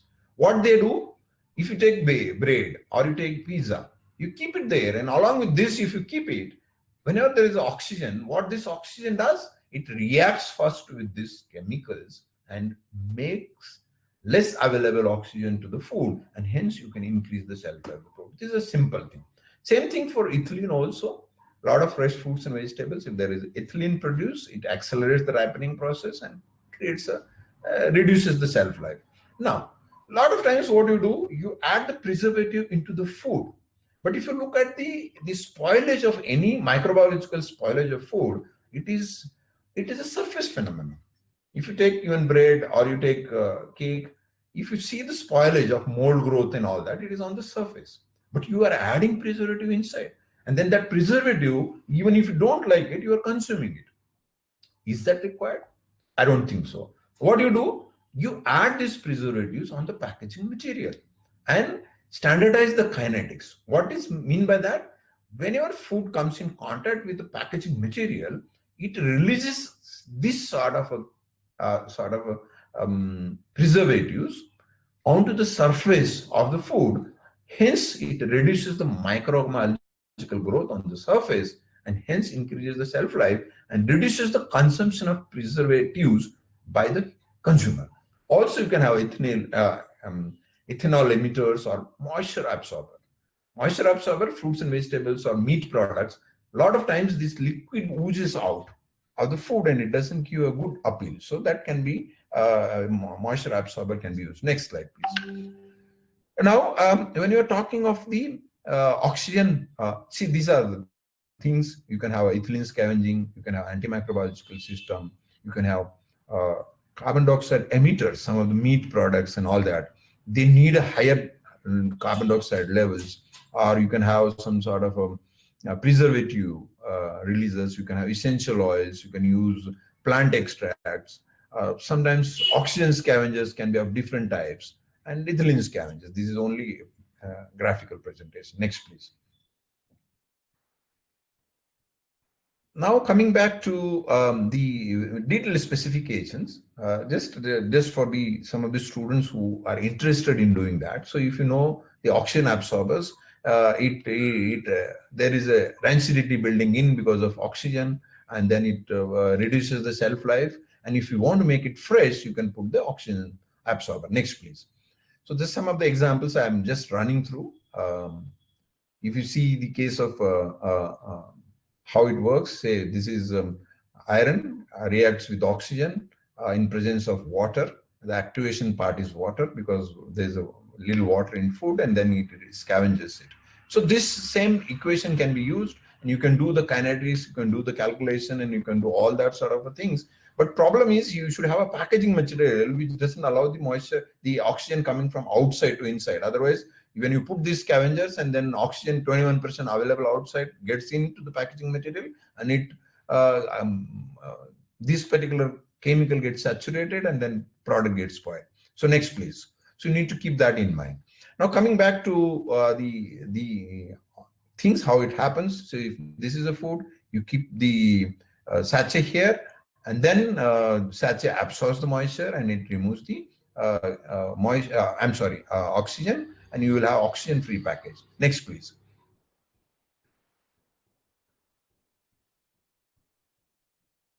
So you can have yeast base also. Next, please. Some of the yeast can absorb the oxygen. Next, please. Independent system. You go to the next. Yes, sir. I have already done that. But Yeah. Go next.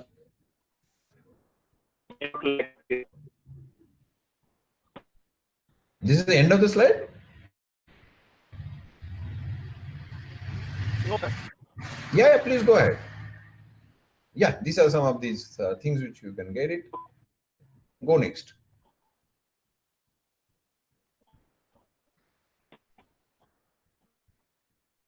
Yeah, system integrated. So go next. Yeah. Yeah, next, system integrated. What you are going to do is we can add this into the system. You see, these are different layers. Now, if you add into the only packaging material, what happens, outside oxygen will absorb, this will react with the system. And then before you pack this into the food, it becomes a saturated system, and then you will not get an effect. So what is done? You put it into the inner material, inner layer, and then once you pack it, the oxygen inside gets into contact, and then it protects the oxygen coming from here. So you have barrier material. So these are the things can be done. Next, please.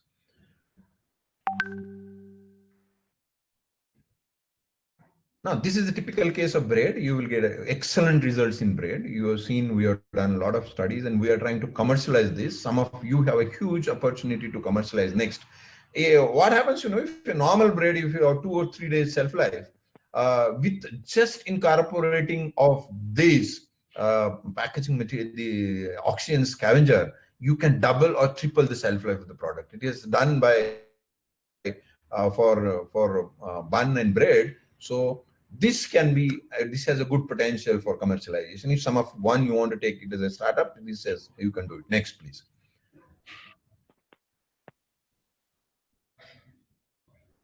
Yeah, you can have ethylene scavenger. You can have, along with ethylene scavenger, you can have ammonia. Some of the chemicals coming out of this, you can use this for ammonia or hydrogen sulfide. Next, please. So there are some of the cases which you can run through ethylene scavengers.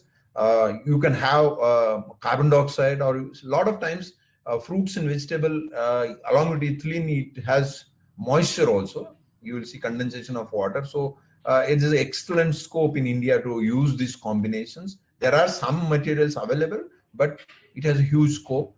It is not a very, very costly systems also. You can have different sort of a clays. You can have KMNO4 base, combination of different things. And the margin here is more than 100%, 200% margin also you can sell the product. Next, please.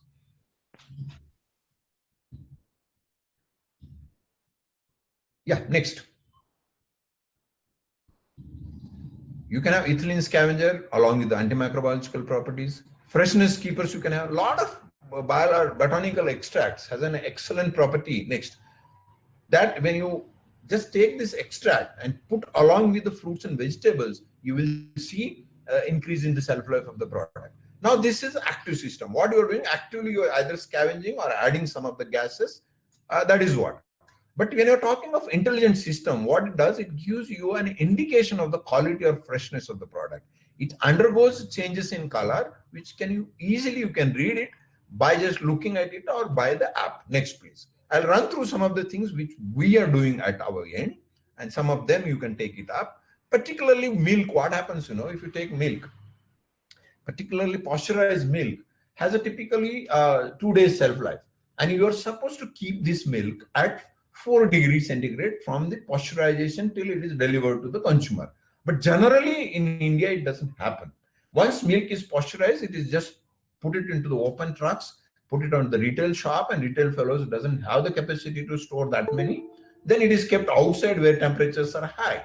And sometimes what happens, in say 11 o'clock or 12 o'clock, if you take these packets and boil it, there are chances that this milk is spoiled. My experience is 10 in 1. So 10 packets, if I bring it maybe after 11 o'clock, one packet is spoiled. So this is because you are supposed to store at this particular temperature, and till expiry date is there for tomorrow, but milk is spoiled because it is exposed to high temperature and high longer time, and hence it loses its shelf life. So we have done a small thing. Next, please. What it does, we put an indicator. What it does, it just see. This is the first one. You will see it is a green in color. If it is green in color, it is a fresh. If it is changing orange, that means it is going to spoil. And if it is a red in color, it is spoiled. Now, problem here is you have systems available where it will cost you a few rupees. But milk being a commodity consumed in mass, you cannot have a costly system. Nobody would like to have it, neither the manufacturer nor the consumer. So we have taken this as a challenge, and we are commercializing it in short span of time. Because of COVID, we could not do it. So this will run in few paisas. So this system will give you the indication. This is basically time temperature based indication, and it should be food grade. A lot of dyes are available. These dyes are coming in contact with milk, and if it is, a lot of dyes are carcinogenic. So you need to have a material which is a food grade, which will give you indication. So this is a scope where if somebody wants to get into the business, they can always have these sort of. Next, please. Similar things are there in case of meat. These are some of the areas which we are working. This is a juice. Aseptically packed juice, if it is a 1 liter in capacity, 1 liter juice when you open, generally you don't consume, and we keep back it into the fridge. And at the end of the day, what happens? You don't consume it, and you are not sure when you are open. So then there is an issue, how to go about it. Once you want to see whether it is good, you don't have any other ways. One is looking at the color, and sometimes some of the guinea pigs has to taste it, and he or she has to give an indication that this particular product is okay. But that is not a very good experience. So we are working on this aspect also. That, next please. We will have an indication which will tell you whether this particular juice is fresh or not. Now we are going one step ahead.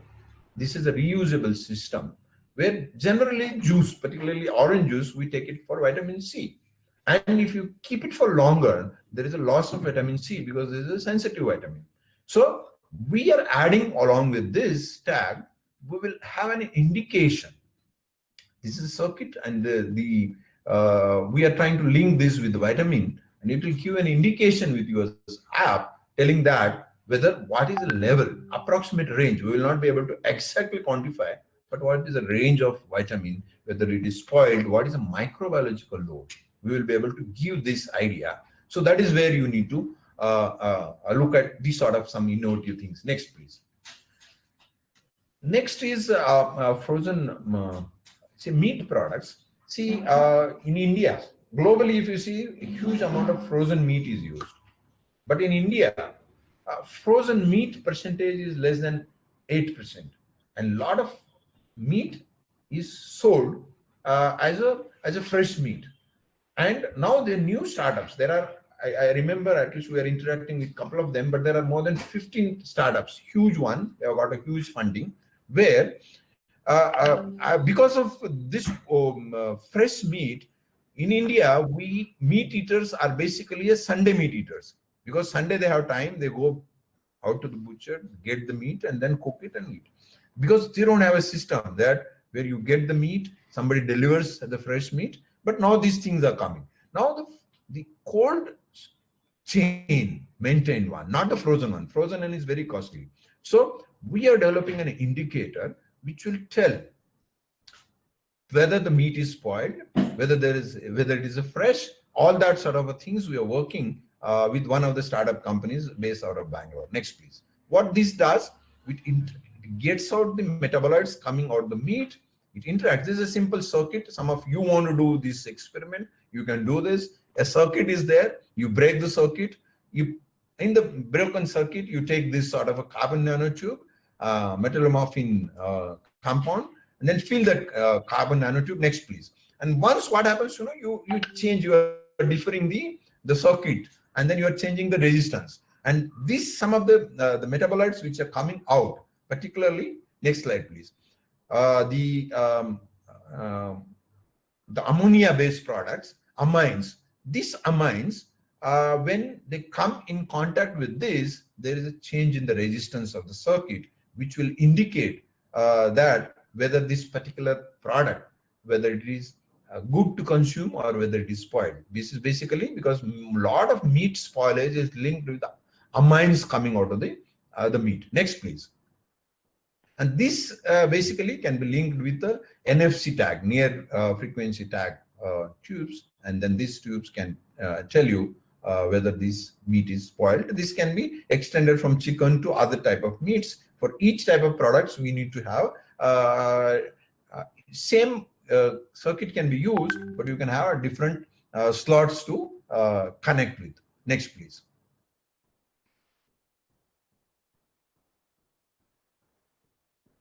Yeah, same. You can get it connected with the app. Next. I'm not going in details because basically these are the things where electronics people, you can have indicators where you will have the indicators in terms of the color indicators on the top. If you have option of using the app, if you don't use the app also, color indications will tell you whether it is fresh or it is not fresh. These are actual pictures which we have done it. So it will give you both comprehensive lead. If it is app-based, it will give you all the details in terms of the microbiological load, how much is a microbiological load, a range of microbiological load, not exact amount, because that is also a factor of the resistance. We have one circuit for microbiological load and another circuit for amines. So these two circuits can be combined and it will give you the app-based range of the spoilage. Next, please. Now coming back to some other areas of the smartness, you can see these spoiled one and fresh one. These are just indicative. This is not the actual samples. Next, please. Now you can use RFID tags. RFID tags basically for two purposes. This is very important post-COVID, because if you are consuming something, whether it is fresh fruits, vegetables, or processed products, or meat, the traceability is very important. People want to know from where this product is coming and which are the places it has gone through. So RFID based tag can help you to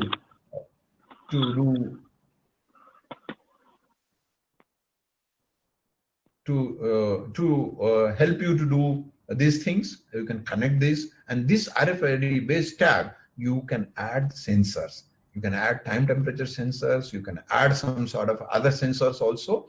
Next.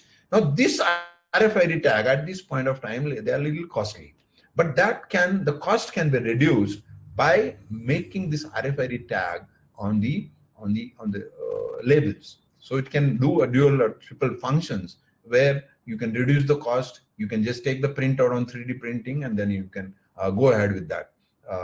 Next, please. Thin film printed sensors, the cost can reduce drastically. This can be used basically even for temperature sensors. If this particular product is exposed to a different temperature history, it can give you, it can be a small battery, it can be in the form of thin film. IIT Kanpur, we are working with them. They have excellent facilities in the thin film printing sensors.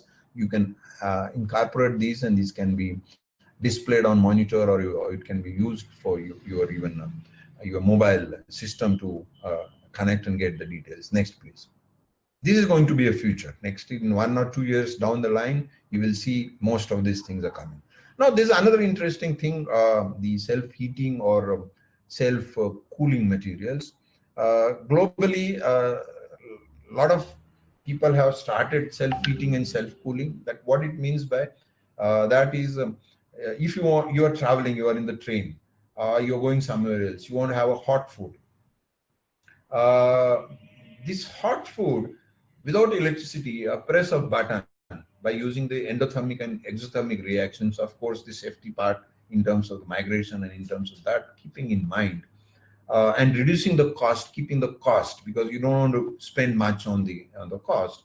We are working with one startup company, Bangalore based. The brand name is Hot Bun. So they are working even with the Maggies and other companies, where what you do is, if you want to have a hot food, you spend maybe 5 to 10 rupees or 10 to 15 rupees extra, and with the press of button, you will get hot food. You want to have a chilled beer, you want to chill the beer. So you press of button, no electricity, you can get these sort of things. Now, this is where the similar basic working principles are available.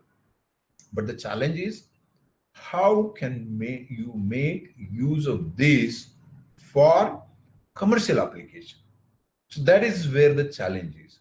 So these are some of the areas in the post-COVID where people are very keen to have a packed food, and they want to know what is happening with the food product, whether they are safe, whether there are any other issues related with the safety part. Now, if somebody is having a packaging material, you work on it. You have antimicrobiological packaging material, which doesn't allow either virus to stay on it or the microbes to stay on it. It may not have practically too much of significance, because as such, the virus doesn't multiply on either food or on the packaging material. But from the sentimental point of view, from the sterile society point of view, people are looking for something which is assuring them that this particular packaging material doesn't have the virus or vitamin, and microbes on its surface. So these are some of the sentiments you need to drive and look at these opportunities, this particular problem as an opportunity in terms of expanding the given scope of the food product which you are looking at, and having that small niche in the packaging which will draw you or give a head start, telling that you are standing alone or standing separately to give that convenience to the consumer and that assurance to the consumer. Next, please. That is what I wanted to say in general. So maybe we can have more of questions rather than maybe I talking. Thank you.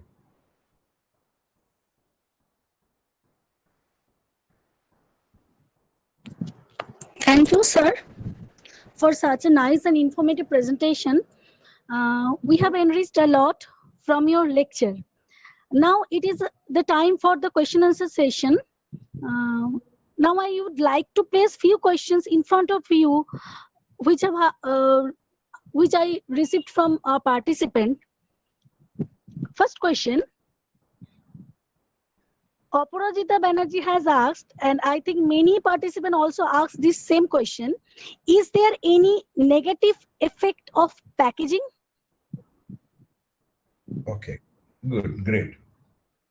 Yeah, very interesting question. When we deal in India, we are the only institution which do this sort of work in terms of the safety part of it. Now, when you take any packaging material, when it comes in contact with the food, something from packaging material, some chemicals get into the food. Now, the best way is not to use packaging material. We will not have any problems, no chemical coming in. But it is not possible today's world to have that. So what is done? Of course, there are some chemicals coming in. So that is where the issue comes of the safety of the packaging material. So there are 4 levels of safeties we need to keep it in mind. Number 1, Bureau of Indian Standard and Food Authority of India has given a positive list. So any packaging material which you are using, any chemicals you are using in the packaging material, the chemicals what you are using has to be from the positive list. If it is not there, your packaging material is not food grade, you cannot use it. Second one is good manufacturing practices. How much quantity is required to be added in the packaging material? Only that much quantity has to be added. If it exceeds, more will get into the food. Then global migration. That means how much chemicals are coming into the food is quantified. The certification has to be done. Specific migration. Some of the chemicals, if they are in a very small quantity also, gives you a problem. Like say monomer, vinyl chloride monomer, if it is in ppb level also, it creates a problem. So all these 4 certifications, if it is done, it is safe. What do you mean by safe? Yes, you are consuming some chemicals which are not required, but that is safe for human health. Thank you so much, sir. Um, Next question from Megma Nyogi. She wants to know Horlicks is complementary food as well as packed item. Can we add this item to diet plans for infants? Can this item considering in diet plan fearlessly? Okay. Very interesting. We do a lot of work. We have conflict of interest with Horlicks because we have done a lot of work on Horlicks. So don't take it other way around. Now, if you look at this, as I'm not a nutritionist, but for each category of the food, there are age group, different type of food. So Horlicks is not meant for the younger generation. Very this, but you can use this as a complementing with others. We have done extensive studies on Horlicks, and packaging material used for Horlicks, I can tell you, it is safe. Thank you, sir. Thank you, sir, for this question answer session. Really, actually, really, that sometimes the time is a big issue. So, on behalf of the organizing committee, I would like to express my sincere gratitude to you, sir, for accepting our invitation in spite of your busy schedule and enriching us. Thank you, sir. Thank you so very much. Now it is over to you, Madhusri ma'am, for valedictory session. It's over to you, ma'am. Thank you, Shreya madam, for handovering the valedictory session of this webinar. And I would like to thank Rajeshwar sir for such an informative talk. Now we are in the final stage of the 2 days national level webinar. First and foremost, I would like to propose a hearty vote of thanks to the Honorable Principal Madam, Dr. Seema Banerjee, for gracing the webinar and delivering the inaugural speech. Thank you for your very interesting and thought-provoking address. Your inspiring mentorship has made us successful to organize this webinar.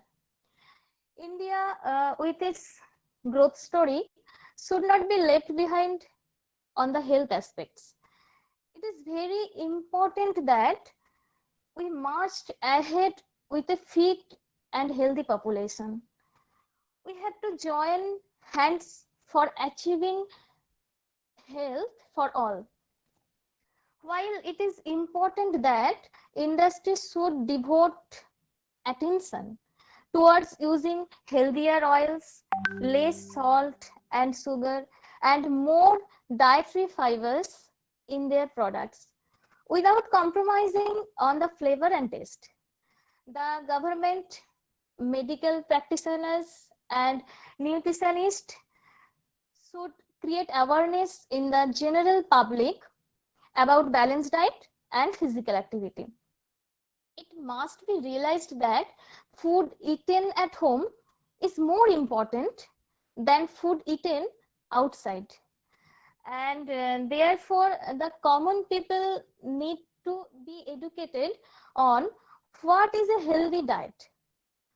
Dietary approach for managing diseases will be effective only if there is a change in total diet taken by an individual, supplemented by physical activity. With these words, I would like to express our sincere gratitude to our distinguished speakers, Professor Asna Uruj, Professor Neelam Yadav, Professor Nayar, Dr. Sanjay Basha, and Rajeshwar for their excellent presentations and making this webinar interesting and meaningful. We are really grateful to all of you for accepting our invitations and spare time from your busy schedule. We are thankful to Dr. Samolina Goswami, IQAC coordinator of Hooghly Women's College, for her advice and presence in this webinar. We are indebted to Professor Satyajit Biswas, Basha, for his active support in this organizing this webinar. Our most sincere gratitude goes to Professor Chirantan Hajra, coordinator of this webinar, for the technical support. Without his support, we could not see the light of success. Sir, we really appreciate your painstaking effort that has made us successful in this venture. We are also very thankful to Dr. Uttaran Majumdar, Assistant Professor of Zoology, Hooghly Women's College, for his ultimate guidance. His sincere efforts helped us in different aspects of this webinar. Thank you, sir. And finally, we are very thankful to all the participants for their enthusiastic support that has encouraged us. With that, we have come to the end of this 2 days national level webinar on Food for Life Strategies to Prevent Diseases, organized by Department of Nutrition in association with IQAC of Hooghly Women's College. Hope you have enjoyed it as much as we did in organizing it. On behalf of the organizing committee of the webinar, I, Madhusri Bhaumik, along with my colleague Shreya Bhattacharya, signing off and wish you all healthy and prosperous life. Thank you and have a nice day.